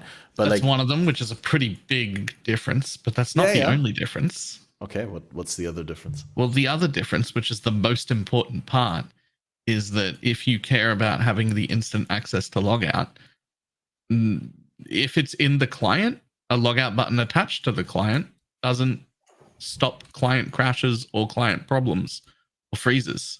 It wouldn't do anything for that. And that's the biggest reason people use logout macros. I mean, they could have their house own logout macro, like second executable that you run on top of it, or that automatically starts itself. But then it already exists. But it's all a hotkey script that's like super obscure, and like how do you sell a new player on that? Like, how is that supposed to be a part of the game? How is like logging out the best way to prevent your death in hardcore, and it's the best way to level through the campaign quickly, because at certain points you just need to log out in order to go back to town, because otherwise you have to spend a portal scroll, or may Isn't not there like a specialized third-party logout macro that is better because it will immediately like interrupt your connection and prevent TCP disconnect macro. Okay, yeah. That's wild to me. It literally just sends a disconnect packet, and that's it. It just says log me out right now. It doesn't matter if the client freezes. It'll It's just great if you have packet loss, because then that one packet is immediately lost, and then your character remains in the instance for like 6 to 8 seconds. Yeah, that makes it kind of scary for the void maps, because not sure exactly if my normal logout macro is suitable. If like an Xeri double flame blast is coming out my character. To be fair, the force logout thing is really easy to set up with LUTBot, if that's what you worry about. But yeah, back to the crafting part of it, is that, I mean, those amulets are just an example of one of the many, like, I mean, that's probably the worst in my opinion. But it is really popular, and so people have to go through that if they want that. But Sentinel, it was still very expensive if you wanted to make a min-max amulet like that. But you would just buy off of trades some amulets with +1, of gems and like dot multi, or you just alt spam one to get that mod and alt spam the other, and you can just slam them together. And it will take a lot of tries. If you want like a 4 or 5 mod amulet, it's gonna take you a lot of tries. It's gonna take you a lot of currency, but you also don't have to spend 8,000 alteration orbs and tons of currency and your time just gone away to possibly just fail and brick your item. I remember one time I got to the end of the craft and I decided to reforge Chaos at the very end. I had spent 3 hours, I think, making this amulet. And I could have augmented Chaos, but augment Chaos is 20,000 yellow life force and a sacred crystallized life force, which is unreal levels of expensive, especially like mid-league. And so I was like, it's only roughly, I think, like a 1 in 12 chance of reforging into 3 suffixes. So I'll just take it. I'll take any tier Chaos res. I'll reforge once, and then I'll just craft the mod I want to finish. Hit 3 suffixes, pulled out an Orb of Annulment out of my stash. Out of rage, I just slammed it immediately. Deleted my life mod that I spent forever and a lot of currency getting from Ashling, and I just exited the game for the day. And that's kind of that is why I've seen myself not enjoying crafting as much as I used to. Nowadays, I love ROG though. I really do love ROG. I spend the entire first week of the league usually just ROG crafting, and I usually like craft a lot of my early items with him. And I don't know. I think ROG is an example of a really great and low cost, low time investment way to get just items that work. And you can even just make items that are insane from him too, if you get lucky. It's pretty addicting. Yeah, ROG, man. Especially the item level bypass that I mentioned earlier. That you can just get the high level items way earlier than you'd be able to farm that content reliably. That's kind of good and bad at the same time. I don't know. Now that I think about it, maybe there still is like very accessible crafting in the sense that if you just buy a fractured item, essence spam it. The trade market. No, and I mean, like I am glad that exists, but also that's not like really that fun and interesting to me. Like, yeah, I originally got into crafting because of the currency of profit crafting, but the reason I fell in love with crafting is because of how complex and interesting it was. Finding out it's like finding the answer to a puzzle. You're like putting the pieces together. You find someone's item on trade that's listed for 200 div, and you're like, wow, how did he make that? And you go sit in Craft of Exile, or you like sit and like write it down in a notebook, and you eventually find out the steps that he took. Like, oh, he made this in less than 100 divines, but no one knows how to make this. And for me, it's really interesting finding out that puzzle of how these items are made on trade. But just watering it down to the point that the only accessible option for most players is to just use a fractured item and just essence spam is just kind of like devaluing the beauty that GGG had made originally in the game with crafting. I feel like it's just very watered down and like not as cool as it used to be. That's kind of my hot take, I guess. No, that makes sense. But it's like I'm definitely not as good at crafting as you are, but also most of that is because I just end up buying things. Yeah, I mean it's massive time investment. That's the thing with PoE, is it's such a gigantic game. I have like over 10,000 hours, and I'm not good at build making like you are. I'm not good at build. I'm not even good at build making. Better at build making than my friend who's only played for like 2 leagues. It's just you have to choose to put time into it to learn it, right? Yeah. And in PoE, there's only so much time you have. Like, there's only so much time you can allocate in certain areas. Even if you play it full time for a living, I still feel like I don't have enough time. Yeah. Like, I can't learn every single bit of every single thing. There isn't time. I'm so lacking in several disciplines or aspects, but I guess. I mean, there's so many skill sets in PoE. Like, just being good at the game is one. That's not something I've got. Like, being good mechanically at the game is one of those skill sets. And if you don't play hardcore or really have a care for anything other than just like having a character that's good enough to not die every map, like, you just don't really invest time in that as much. That's also like one reason I want to get into hardcore, though, is to start just becoming better mechanically. You start paying attention to things a lot more. I think in softcore, I just have a goal of like, I like to invest in my character, so I don't have to move out of things, or or just AFK. Like, that is my goal. But also, when it comes down to it, when you actually are like in early league, or you want to start bossing or doing bosses early, you really do need to be good enough to like flame dash out of that Atziri circle. Or if you're doing a feared and you don't want to lose all the money you put in for your first feared, you actually got to be pretty good at dodging shaper balls, not standing in lasers. But in hardcore, like, it is really important, obviously, to be good at those things, or to at least have a skill set like progressed enough to where you don't just stand in things that a softcore player might. And even after 10,000 hours, I still don't. I still just stand in shaper balls, still stand in shaper lasers. I sometimes dodge into them. Yeah.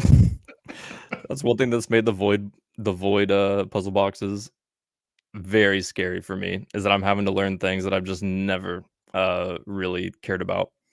Because, like, this shaper slam could kill me. I need to flame dash out of it after he teleports to me, so I don't get hit. But normally it's like, I just don't really care about it, because if I die to this shaper slam, even though only the high roll of it could hit me if it gets through my evasion, I'll just use one portal of 6. But in these maps, it's like you only have one portal, and you also lose your character. So I have a good question for that. Just a couple of weeks ago, we had these race events where they had a 50% increased, or no, 50% total XP loss instead of 10%, so 5-fold increased XP loss as a death penalty. Yeah. Balor hated it. I loved it. Is that something that you like, or do you have a good idea for like what kind of, if you were to prepare for hardcore without actually playing hardcore, what kind of medium core would you enjoy? What is a good death penalty for you that would spice things up a little but still feel engaging? I'm not going to say that I hate it, but for me, it is really hard for me to take time out of my, I don't know, like when I'm just playing the game, I just like to play and play and play, and then maybe the next day I'll think about what I could improve about my character, or like why I'm dying.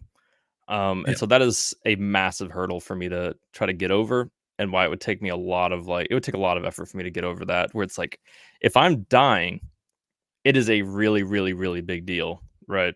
Like, this isn't something that I can just fix tomorrow. This is something that's going to prevent my character from getting to level 90 today, like level 90 tomorrow.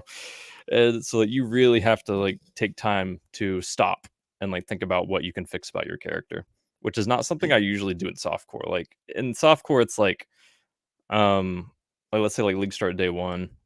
I'm just going to keep playing the game. Like, oh yeah, I'm dying a bit today, like maybe once every 2 maps or once every 3 maps, because my character has no spell suppression yet. Because I've been awake for 20 plus hours and I fall asleep all the time. Like, it might not even be res cap. I haven't checked in a while, but you just don't really care. Which power through for a day. And a lot of people hate that aspect of softcore. And in my opinion, yeah, I think it is definitely a valid critique. And I do wish, and that is like why I could actually welcome that, I think, because I feel like it would be cool to maybe adjust myself to actually caring a lot more about defense than I do right now. And I feel like we're going to have to in PoE too, because I 100% guarantee, I'm calling it right now, that 50% was just a beta test to see how people would like it in PoE 2. Just like how Ruthless was literally a beta test for PoE 2 for people to see how we'd like it. I mean, they literally put like that Ruthless event, Ruthless with gold coins or something, that was literally for PoE 2, I feel like. If you know, that was a test to see how people reacted to 50% XP penalties, then we're safe they're not coming, because people reacted very poorly and did not enjoy it. Yeah, I mean, I just think this is very much what they want to be in PoE 2 as well, is for people to really, really, really care about death. And I mean, they did show that you get to run the entire area again when you die. There's no checkpoints that you can respawn before the boss room or something like that, right? And I think they also said that everything respawns, right? It's a new instance. It's not like you cleared it before. You have to start from the start, and oh yeah, I'm not sure about that now. part. But I remember that you definitely don't spawn in front of the boss room. You Oh yeah, I do remember that step. It's gotta be a big adjustment for me, for sure. I mean, They also in a put way, that I am well. really excited for a brand new game. I mean, it's gonna be a brand new game, and you know, I am excited for it. But it's also like, I'm also a little bit scared if I don't like it. Because if I just don't like it, you can't really just force yourself to like something, right? So it is a little bit worrisome there, because it's so different from what we have now. Yeah, but honestly, with your current trajectory, like enjoying hardcore more and wanting to get more into hardcore, like enjoying that part of the game, I think it will be right down your alley, potentially. I mean, it is a good sign. we don't there, know for at sure. least. Hopefully it's rewarding. I mean, for me, the reason I love it so much is the reward at the end. If it's like that in PoE 2 and there's not really a reward at the end, it's pretty hard to get addicted to that. It depends how rewarding it is. I don't know. I feel like once you tasted the blood and the taste of a high hardcore letter placement, then that is all the reward that you need. You don't need any like in-game items. Maybe someday. Maybe someday. I've got demis from winning hardcore races years ago, and I still have no interest in going back to hardcore. You sounded completely different last league. You said you considered you were going back. Yeah. I think what I was trying to get is an experience that didn't revolve around purely making currency. That's fair. And I got that by making a small private league, and that's filled that itch quite well. Yeah, no, fair enough. I don't think I need hardcore anymore. No, I mean, you do have significantly more loss on failing like a map. Sure, you still have 6 portals. There's no 1 portal map mod or anything, but I mean, I saw you do the Uber bosses on the Spectre build, right? And like there was real palpable like tension in the air because you were worried about losing the encounter at some point. Yeah, like we only had like 5 of those boss attempts in the whole league. Yeah. I'm like, oh, I'm risking one of our drops. Yeah. So that's good then. That's good. That got me the thing I needed, and now I feel like, I don't need hardcore. It's fine. Yeah. If you're doing it again, I'll join next league, I think, and try to bring some of my community. I think if I do it just okay, then I'm going to go back to trade next league, be a degenerate in trade again, and then make another private league. I think that'll be good for me. I'll enjoy it. Yeah, one thing we have talked for almost like 90 minutes now, and we still haven't talked about the current league other than the Valdo boxes. So, what's your experience with Affliction? I actually have not really experienced it much at all yet, because, like I said, I did do. The only thing I've heard is from my chat about how juicy it is, but I haven't really done it much at all yet. I have started some group play recently with some friends, and so I am getting a little bit of a taste of it. right now. It feels like Nemesis times 10. It's like my experience so far. But like I said, I did Ultimatum for like multiple days, all day. So league mechanic was not useful there at all. And then before that, the first week of the league, I just did my usual logbooks, doing ROG, which league mechanic you don't get it in logbooks. So I haven't been able to really mess with it much there. I have enjoyed seeing everyone having fun with it though. I mean, it just makes me happy in general when everyone's having fun with the league, like a really, really good league. Because I don't know. I think for most people, this is going to be like the most juice that we've ever had. Yeah. It's not technically speaking the most juice we've ever had, because there was some proper degenerate stuff in Harvest League itself, where people were on average dropping a headhunter and 2 doctors per map. I do remember the stories of that. That was some like max level stuff. Most people even in Harvest League didn't get to that stage, and this is way more rewarding at, and when I say lower investment, I mean like less than that max, but still good investment. Like, it's still worth investing, it's great, but like most people won't have seen the max tier harvest juice even if they were MFing then. Like, this is still way better than what most people are going to have experienced. I mean, it seems absurd from what I've heard. Yeah. Where you can just do, I think like I mentioned earlier, that you can do a low investment like Magic Find build, go to do a T7 map, and you can just like go drop 40 chaos on average, just raw chaos from the map itself. Just because like you do the live mechanic and suddenly your map has Nemesis 10, you know? It's great. Yeah, the loot explosions. Crazy. Which, I mean, I think what really, because it's not just currency and money. Like, people are like, yeah, I mean, people are just dropping tons of money and everyone's rich, but like, what's the big deal about that? Like, people are just happy because they have lots of currency now. But it's also because so many T0s and like super rare uniques are just so cheap because people are just dropping so many of them. So you're able to get like whatever build that used to rely on those like expensive uniques, like maybe like maybe an Unnatural Instinct or like a Storm Shroud or an Ancestral Vision. It'd be like, yeah, like that's really, really good for a build, but it's like 2, 3, 4 div. Now it's like 50 chaos for a like Ancestral Vision. I think it's like 100 C. Like Storm Shroud, I think was like 50 C or something. So it's wild because everyone's making so much money, but also items are just so cheap that you need for builds. Some of them aren't. If you don't get the item from the lead mechanic, they're still really expensive, you know. But anything that drops like a world drop is super accessible right now for people, which is pretty cool, I think.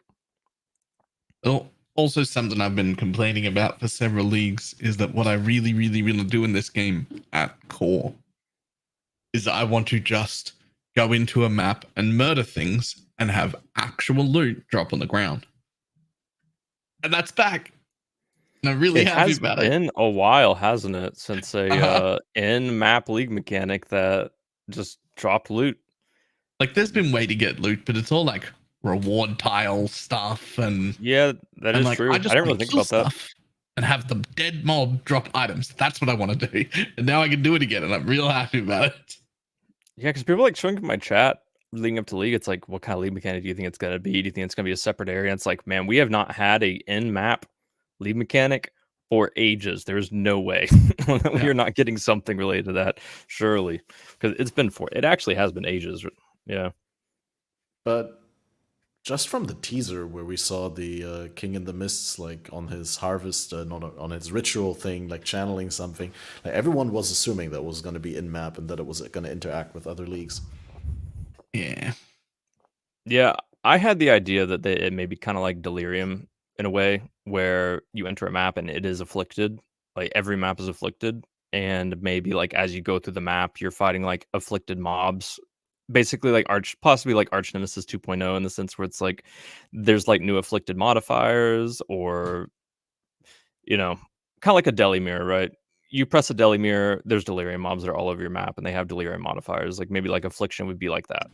But we didn't get that, and instead we got this. where people in the trailer thought that, oh, this is going to be pretty lame. We have to leave our map, even though it's in the map. We still have to leave it, and the loot's inside there. And then we come out and we do our map like normal, but it's like completely blew everyone away. Where you go to the league mechanic, and now your entire map is like a ritual league map. You know, a fractured like deli, just loot just pouring from the sky. It's not like you get any meaningful loot drops inside the forest. Yeah, it busts your entire map, which is a really interesting twist. I mean, I'm not a huge fan of the actual mechanic, like running through it. I'm really not. It's mainly just like what it does to your map, though. And I feel like a lot of people feel like that way too. It's kind of like, doesn't really matter that I don't enjoy it as much, like the actual doing of the mechanic, but the reward I get at the end is insane. So I wish there was a little bit more agency and like a little bit more adventure inside the forest, a little bit more risk reward. It kind of feels weird when, especially early maps, like undergeared, underleveled in softcore, obviously, it felt insane, those rares in the, I was getting yellow blasted. I didn't even touch it in the campaign. I remember I did one of them in the campaign, and like it felt like I was doing 100% deli already. And I was like, man, this is gonna be a rough league mechanic. I was not looking forward to that.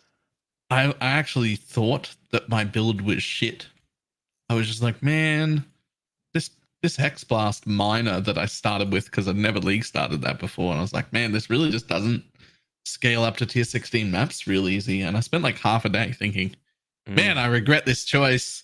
And then I valed like 6 maps in a row that were like tier 14 to 16s, and they all went 8 mod corrupted, and they all went like real difficult. And I was like, oh, I guess I just won't do the league mechanic for a bit because I really need this completion. And then just went zoom, like straight through the map, annihilating everything. Was like, oh, my build's strong. League mechanic is strong. Like, my bad. That's what's happening. Yeah, I was a bit scared for the league mechanic when I was experiencing the early, just crazy high difficulty of it, and I was thinking people wouldn't be really upset if like on Reddit and like this is just impossible to do. Maybe, you know, well, they did actually nerf it. I was really glad to see though that like the reward risk versus, or the difficulty versus reward, that usually is a bit lopsided in PoE. This time, like, they did it really well because like the reward is insane, and so that was really good. Yeah, I just wish there was like an option to forfeit the in-map reward and to like get more rewards inside the mist. I don't know, like a little bit more option, because it obviously seems very strong to just buff everything in your map and not care that much. But then again, I keep forgetting to take into account that you do get a sizable amount of wisps for the encounters with the rares. Yeah, the main reward from the league mechanic of itself is really just like if you find a master and you try to trade them and see if they have expensive items on them. I've not really gotten, like, there actually is encounters that do drop loot, and they're designed to drop certain league mechanic loot, but it feels really weird.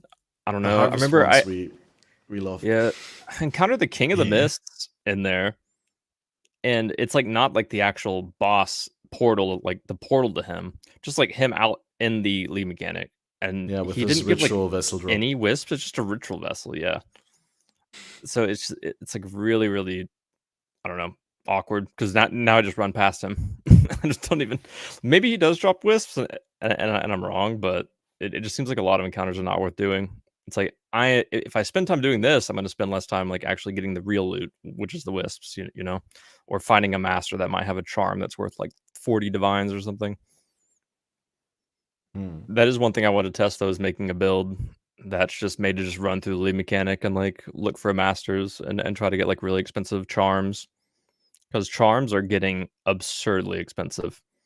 I remember when I wanted to play Rutu's like penance brand, I bought the original charms for like 5 div or something, and then when I voided, I lost all of them, but I had some left over in my stash, and they had gone up to like 40 divines for a couple of them. Yeah, it is crazy. And I think like strength stacker ones are like insane now as well, from like Palstron's strength stacker.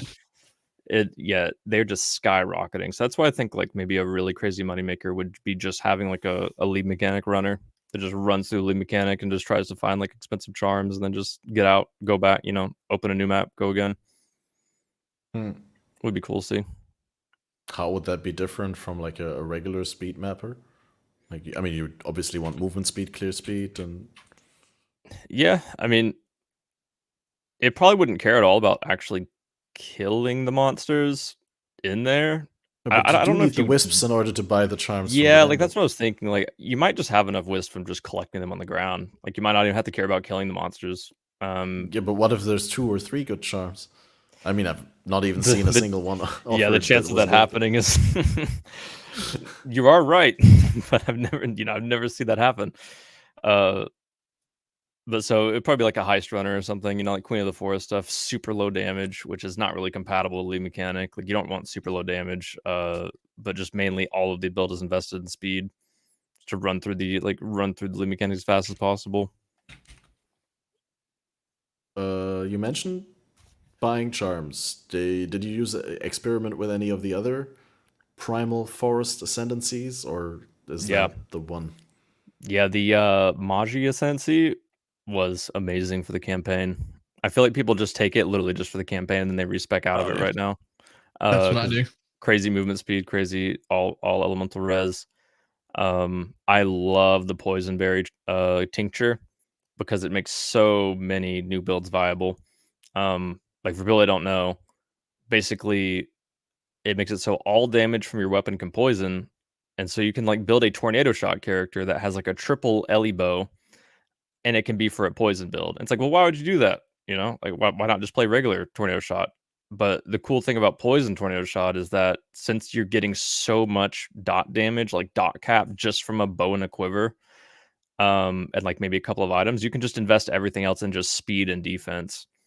So like my build could just stand still AFK, not attacking anything in an ultimatum.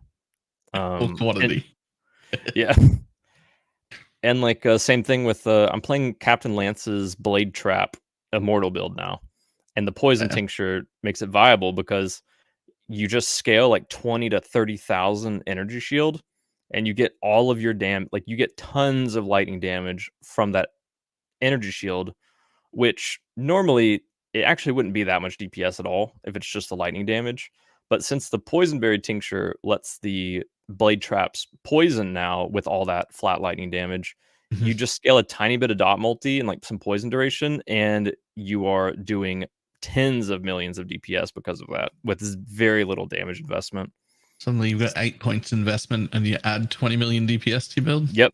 Just like oh, thanks. Literally like nothing. I have no dot multi on like a single piece of gear, I'm pretty sure. And yet it's like 25 million poison DPS and it's like 600,000 elemental max hit, like 80,000 fizz max hit, and infinite EHP. Can literally just stand in Sire Storms.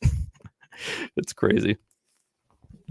So I think this build like has really enabled some amazing things. I just hope I really want that poison berry tincture to be in the league again, like bring back to the core game, but I know it probably won't happen. I really want my second inventory to stay permanently. Yeah, the backpack. Yeah, is really sick. I'm actually so used to it already. I don't know how I'm going to play without it. Yeah, the backpack and the minimap icons need to be rolled into the game as a standard quality of life. One really cool part about the Magi Ascendancy 2 is the detect evil node that just shows all rare monsters and that's the all unique monsters on like your map, like your mini map, or like when you press tab you have your overlay.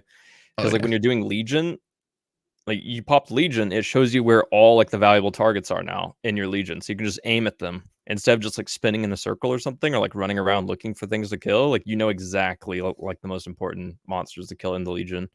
But also helps when you're running Headhunter. Yeah, it also helps a lot when you're doing the void maps because you can see the feared on your overlay before they even see you. So you're able to actually like dip into aggro range and pull them out one by one, and they're not even on your screen. So is insane quality of life for that as well.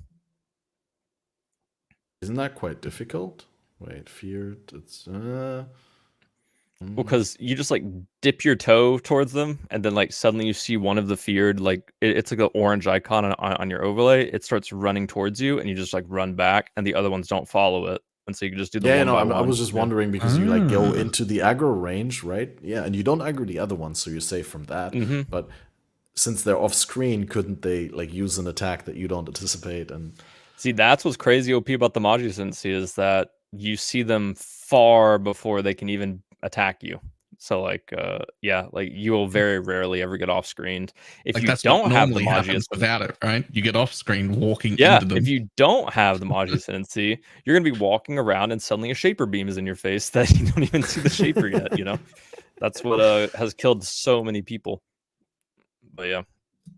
You basically never get shaper beamed, random shaper balls flying at you or anything, or like random Atziri circle explosions, because you're able to know where they are far before they can even detect you. Yeah.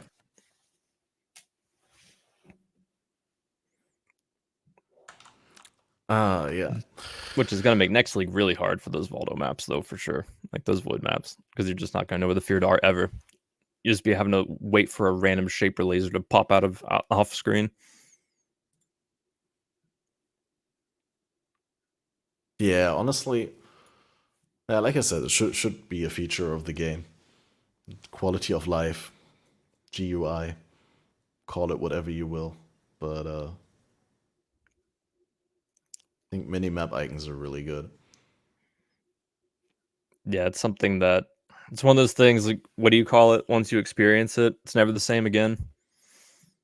Because you just miss it. It's like, wow, the game is just never the same again without this. And I'd also be completely fine with like any future league from here to PoE 2 giving access to that huge movement speed bonus and all res that the Warden of the Magi has. I mean, they could bring that back in any like sort of shape or form with the next league. Something like that is scary to bring into the game.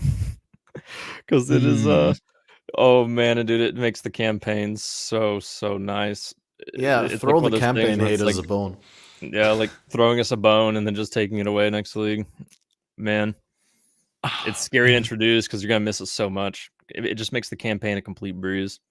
The amount of people in my chat who have been like, yo, leveling alts has been actually fine. Like, I don't hate it this time.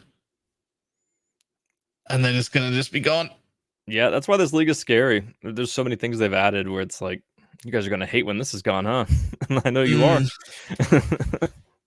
Like, I'm someone who normally likes leveling anyway.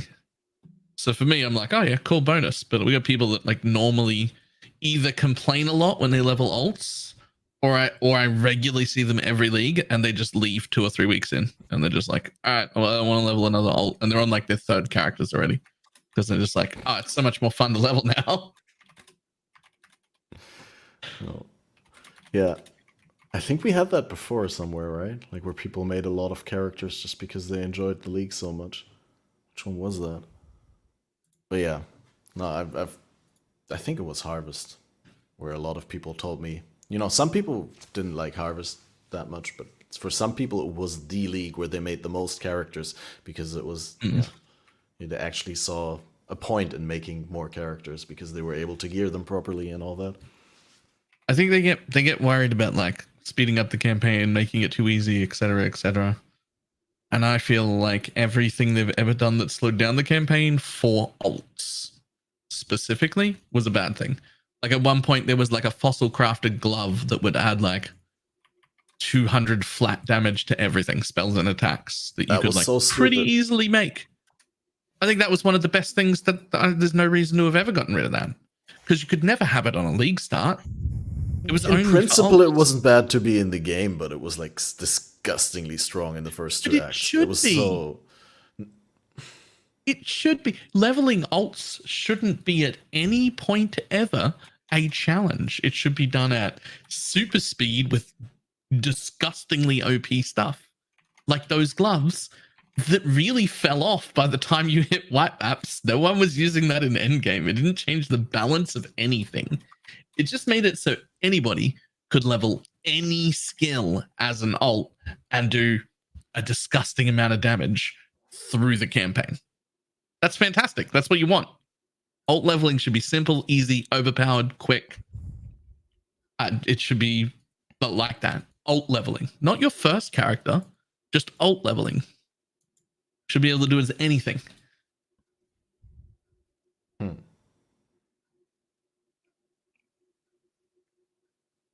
Anyway, I guess maybe alt leveling. I would really like possibly like an endless delve to be added.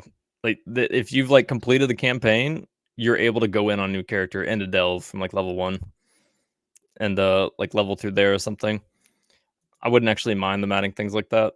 I think it would make I mean, some people would laugh at me and be like, how after this many hours do you not just like mind running through the campaign? Again, it's like a 3 to 4 hour adventure. You just make a really twink leveling and you get it over with. But for me, I still don't like it. I would rather just turn my brain off and just kill enemies for hours, even if it's not even much faster than the campaign. Just something like brainless like that was way more fun for me. That's fair. Did you play in the Endless Delve event when it was a thing? Or do you generally like play in these events? Yeah, I do some events. I did Endless Heist once, never again. I actually have like PTSD from just farming rats in the laboratory blueprint. Oh, I hated that event because I was rank 1 Pathfinder actually. And the only way to retain rank 1 was to just farm laboratory blueprints and kill the rats for hours. Or I think it was a tunnel maybe where you could run back and forth and it keeps spawning waves of enemies. Like there were 2 main strats. And, the ARPG genre has like a lot of players that love that aspect about ARPGs. I mean, Diablo 2. I haven't played Diablo 2, but I've heard like Mephisto runs or something. Or God, I forget what boss it is. Like there's like bosses that people farm thousands and thousands and thousands. There's like, yeah, this is a blast. It's like, so when's the fun start? Like, it's like, well, what do you mean? This is the fun, And for some people, like they love those endless events for that. Like they just love running back and forth in one blueprint in Endless Heist, just killing the same enemies over and over for hours and hours to get a high rank on a leaderboard. And for me, like I just can't. After that, I was really so burnt out. I really enjoy Endless Delve. I didn't enjoy Endless Heist, and it wasn't something I asked for. What I always said before Endless Heist was a thing is that I would love to see Endless Delve, but with Endless Heist combined, right? Because I enjoyed Endless Delve, but it was a little bit samey. Yeah. So I envisioned how cool would it be if you would run heists in order to get the sulfite, and you spend the sulfite and delve, which is where you get the contracts, and you go back to heist and you get the sulfite, and that's what I mean kind of that actually builds on what I was going to say, is that I like the idea of something endless. Like I am a grinder. I mean, I'm an ARPG fanatic. Like I love the grind, but I love when there's something that I'm working towards that is like makes the experience even more fun. That's why like endless synthesis was something that I was like really something that I wanted, was because you're kind of like endlessly doing these synthesis islands. But one of the end goals is that if they make like in this endless synthesis event, you can craft like crazy overpowered like synthesis implicit items, like make them way more easier to make, and also like just crazy synthesis bases are dropping off the ground depending on like the island you do. It'd be something to work towards, like because you're just grinding nonstop, but you're also just getting massive upgrades to your character. Your character's getting way more powerful. I can go to like these harder synthesis islands, and that just didn't really exist, in like some of the endless events we've had, like Heist. There is no end goal, like there is no crazy item. There's no crazy base that you're gonna get and maybe craft, because there's no crafting materials. Like, it doesn't matter if you drop like some crazy scepter, you're not making anything with that. Like you don't have a bench. So like You don't have a just doing the same thing. I was playing, like I had my same gear on my poison concoction. Like the same gear that I put on like day 1 was there like day 5 or something. So it's just like, I do enjoy the grind, but I don't enjoy it when there's like nothing that's like improving my character, which is like a main aspect of ARPGs, right? I mean, you grind to just make your character better and better and better. That's why I don't really like Endless Delve as much, is because there is no like crafting. Like I think if you get like super lucky, you can drop like a fractured delve base maybe, and you might have enough fossils in your stash or something to make something out of it, but it's not it's not really feasible. Yeah, that's a good point. That fossil crafting and endless delve should be more accessible. Yeah, I mean, I think if you're gonna make an event based on endless league mechanic, you should maximize or just like overtune that specific league mechanics. In all its rewards. aspects. Yeah. Like for endless delve, make it so fossils just dropping from the sky, basically. Like you're just getting tons of resonators of fossils, or just like you're getting a lot of sulfite, and the vendor has like every fossil for you available. And like every resonator is there. Like obviously there's like varying prices in Azurite, but that would make it way more fun in my opinion.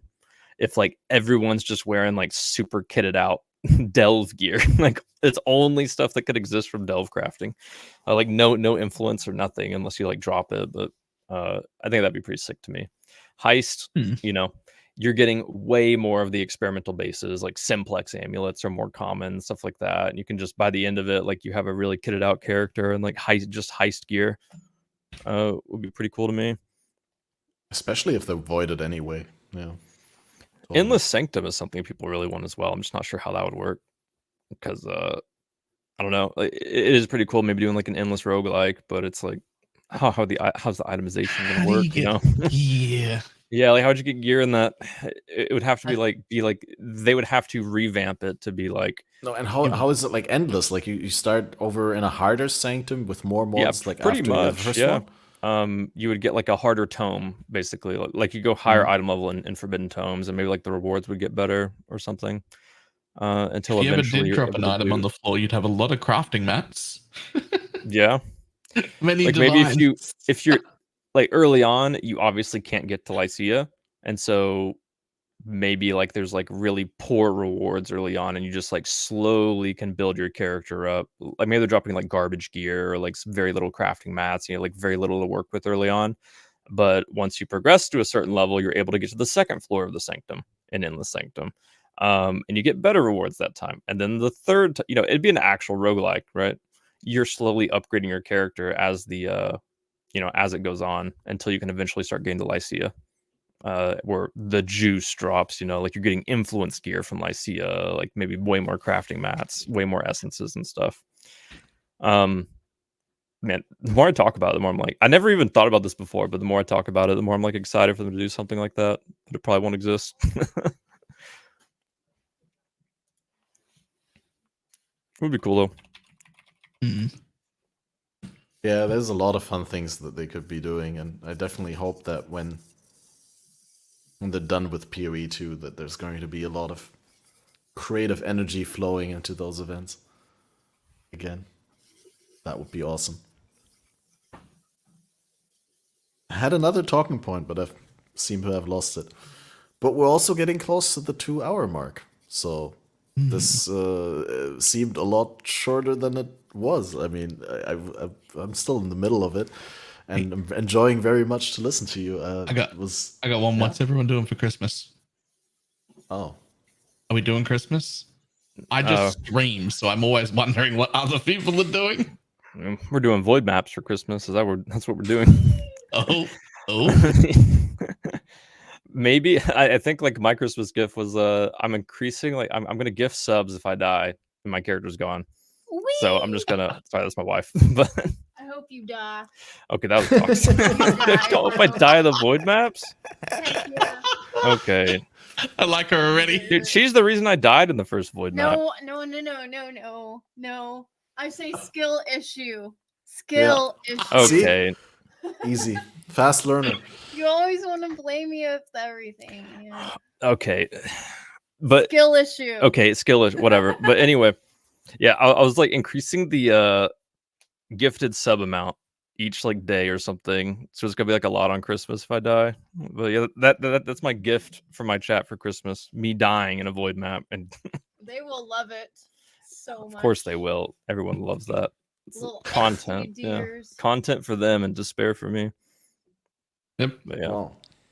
I told you already set up yourself. What's better, their happiness or you winning everything? And I said, no, it's better that your chat is happy and entertained. Yeah, and that's why she's killed me in the void map. Scripted. our entertainment is worth it, Ian. Yep. Okay. Yeah, that's true. That's also one reason I'm not playing hardcore anymore, is that I felt at the time that good content and good play were not the same thing. So I moved away from trying to play well because I wasn't quite good at it. I feel like it's hard to do hardcore as a streamer as well, because it's like you can't really focus as much on like chat, to focus on the game itself, right? Yeah. Really, you really always. focus. I mean, I can only speak for myself, but you always feel bad if you neglect chat. But if you die because you read chat, that feels also terrible. And everyone in chat feels terrible because they feel like you're blaming them. And they're like, no, dude, I just blame myself because I tried to, I felt confident when I shouldn't have. You've misread chat, or you've got a much nicer chat than me. My chat would be incredibly happy to see me die, and would be even more happy if it was their fault. Like if the person who knows they're responsible would be ecstatically happy. Yeah, I mean, it's so toxic. When I'm in the void maps and like I see Elder coming towards me, I'm like, all right, this one's gonna be a little bit hard. And I see people doing the peepo cheer, go Elder, go Elder. It's like, stop. Right. What? Right? What are you saying? Especially the void map. My whole chat would just be on the side of the mobs. Be like, get him dead. Do it. Yeah. They have Yeah, a so great to content answer there your for question, I'm gonna do my usual low-life gentleman evening with board games. We were just cooking together, and just the four of us, four close friends.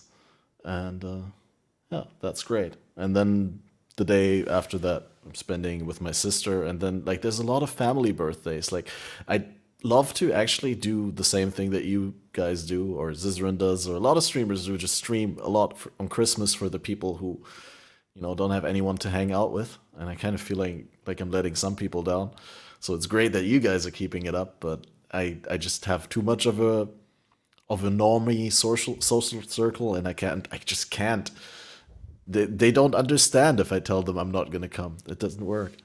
Well, I guess my friends for tomorrow evening would, but anyway, this year I'm cooking. I made my smoked butter chicken, and that's gonna be glorious. That sounds good. Yeah, I'm sure I definitely do have plans, but it's right back to grinding, like the night of Christmas. Well, yeah, it is what it is. You're gonna release a Christmas League. That's what a Christmas League is for me. I mean, at least we have a Christmas League, unlike 2 years ago. When was the last time we had like a league released, like in December? Was it Sanctum? Actually, I don't know. Yeah, I don't know. I think it was Sanctum, no? I mean, I could quickly Google Sanctum, PoE Wiki, and then we would know the start time. It's definitely a while ago. But yeah, but it's not the Sanctum League page, but it's actually it's been at least a year. Expansion. At least a year. December 9th. Yep. Oh, December 9th. was the Okay, release. I was right. Yeah, that one was also so good. That was also when all these unique items from the winners were introduced, the Progenesis Flask and Nimbus. And Man, what an Aureus amazing End. round of items, though. Besides Nick's. Oh, yeah. Man, the others were such a hit. Which one was Nick's? Rational Exactly. Doctrine? Or? Exactly. I actually don't know either. The others were great, though. Man. Steel Mage, great item. Ben, amazing. Those were an amazing round, though. Yeah. Fabulous. Yeah, so as you guys in chat may have seen, there was originally, you could tell from the description or the title, a little bit of different concept for this episode. Someone else was supposed to join us, but it didn't work out, apparently. And we're going to, I think now after this, I want to try and have that episode next month in January at some point, because it would be really cool to still have that chance. But it was also really remarkably awesome to just have this, well, not one-on-one, but two-on-one, basically, Balor and I getting to pick your brain on various things in the game. The crafting podcast. Yep. No, it was just really cool to listen to you. I think I've become a fan. I'll be much more often in your channel now. Great time. Yeah, because I don't really get the opportunity to speak to other creators a whole lot. Because I mean, PoE is like a degen game. It really is. You know? Like you want to talk to other people. Like I've been wanting to sit down and talk to BalorMage for a long time, but it's like PoE is such a degen game. You just don't get the chance. It's not that I ignore anyone.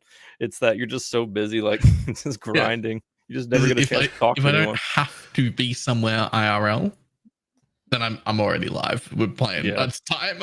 Go. I've noticed it. Yeah, it is just difficult to really sit down and talk to other creators. So this has been a really fun opportunity. I do appreciate it. Yeah, and like I said, I hope we can do the one with cArn. You know, there's going to be so many interesting things because he's going to have crafting questions, and you're going to have questions regarding your more hardcore gameplay ambitions and all that. And I think it would be a great exchange. Also, yeah, we've had cArn on a couple of times, and he's just overall a super chill dude. So, yeah, awesome. Shout out to cArn. Shout out to Logout also, who did the intro, the song that we played in the intro. Guys, it's in the description. And definitely, of course, big shout out for spicysushi if you don't know this gentleman who we've been listening to for the past 2 hours.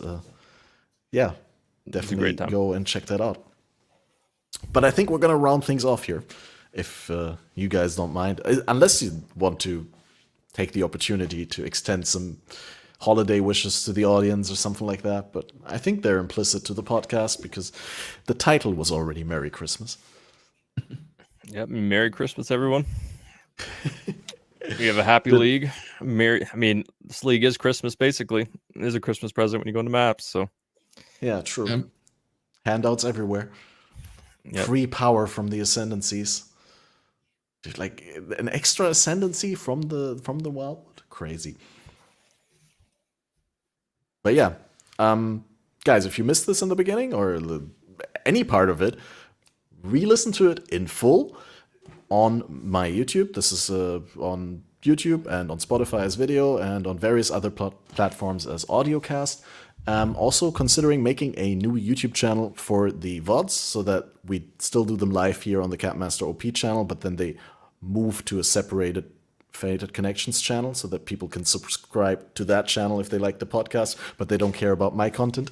So I kind of split that a little bit because I feel I don't want to impose, but that's just future plans and I shouldn't talk too much about them because I'll just talk about them when they're actually becoming a reality. And now I'll just wish you happy holidays. And I want to thank one or two guys who still sent money my way. Tyler and Gregory sent money after last podcast still using the link. That's why I left it in, because I was like, oh, apparently people felt like they didn't have the chance to contribute to the headphones before I bought them. So if you still feel, but don't feel like, I just left it in so that people are not asking for it or feeling left out, because I was kind of surprised by how many people came through. But that said, if you supported recently, your name is in the end screen, and we'll see you all after Christmas. Oh, yeah, the 27th. We got the Snoopay coming back, and then Arrow joining us after he's been on the podcast for the first time last week. And that should be a great exchange as well. Two creators that I think are very level-headed and reasonably minded. And by that time, we'll also have a lot more experience with the league under our belt, I think. Right. Happy holidays, guys. If we don't see each other for whatever reason, then also Happy New Year.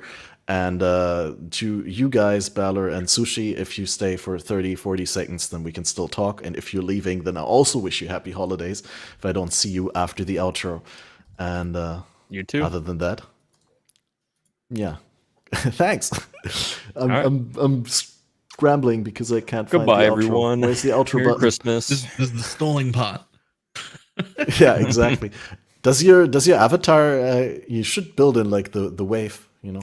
Oh yeah, I really need to add a lot more things.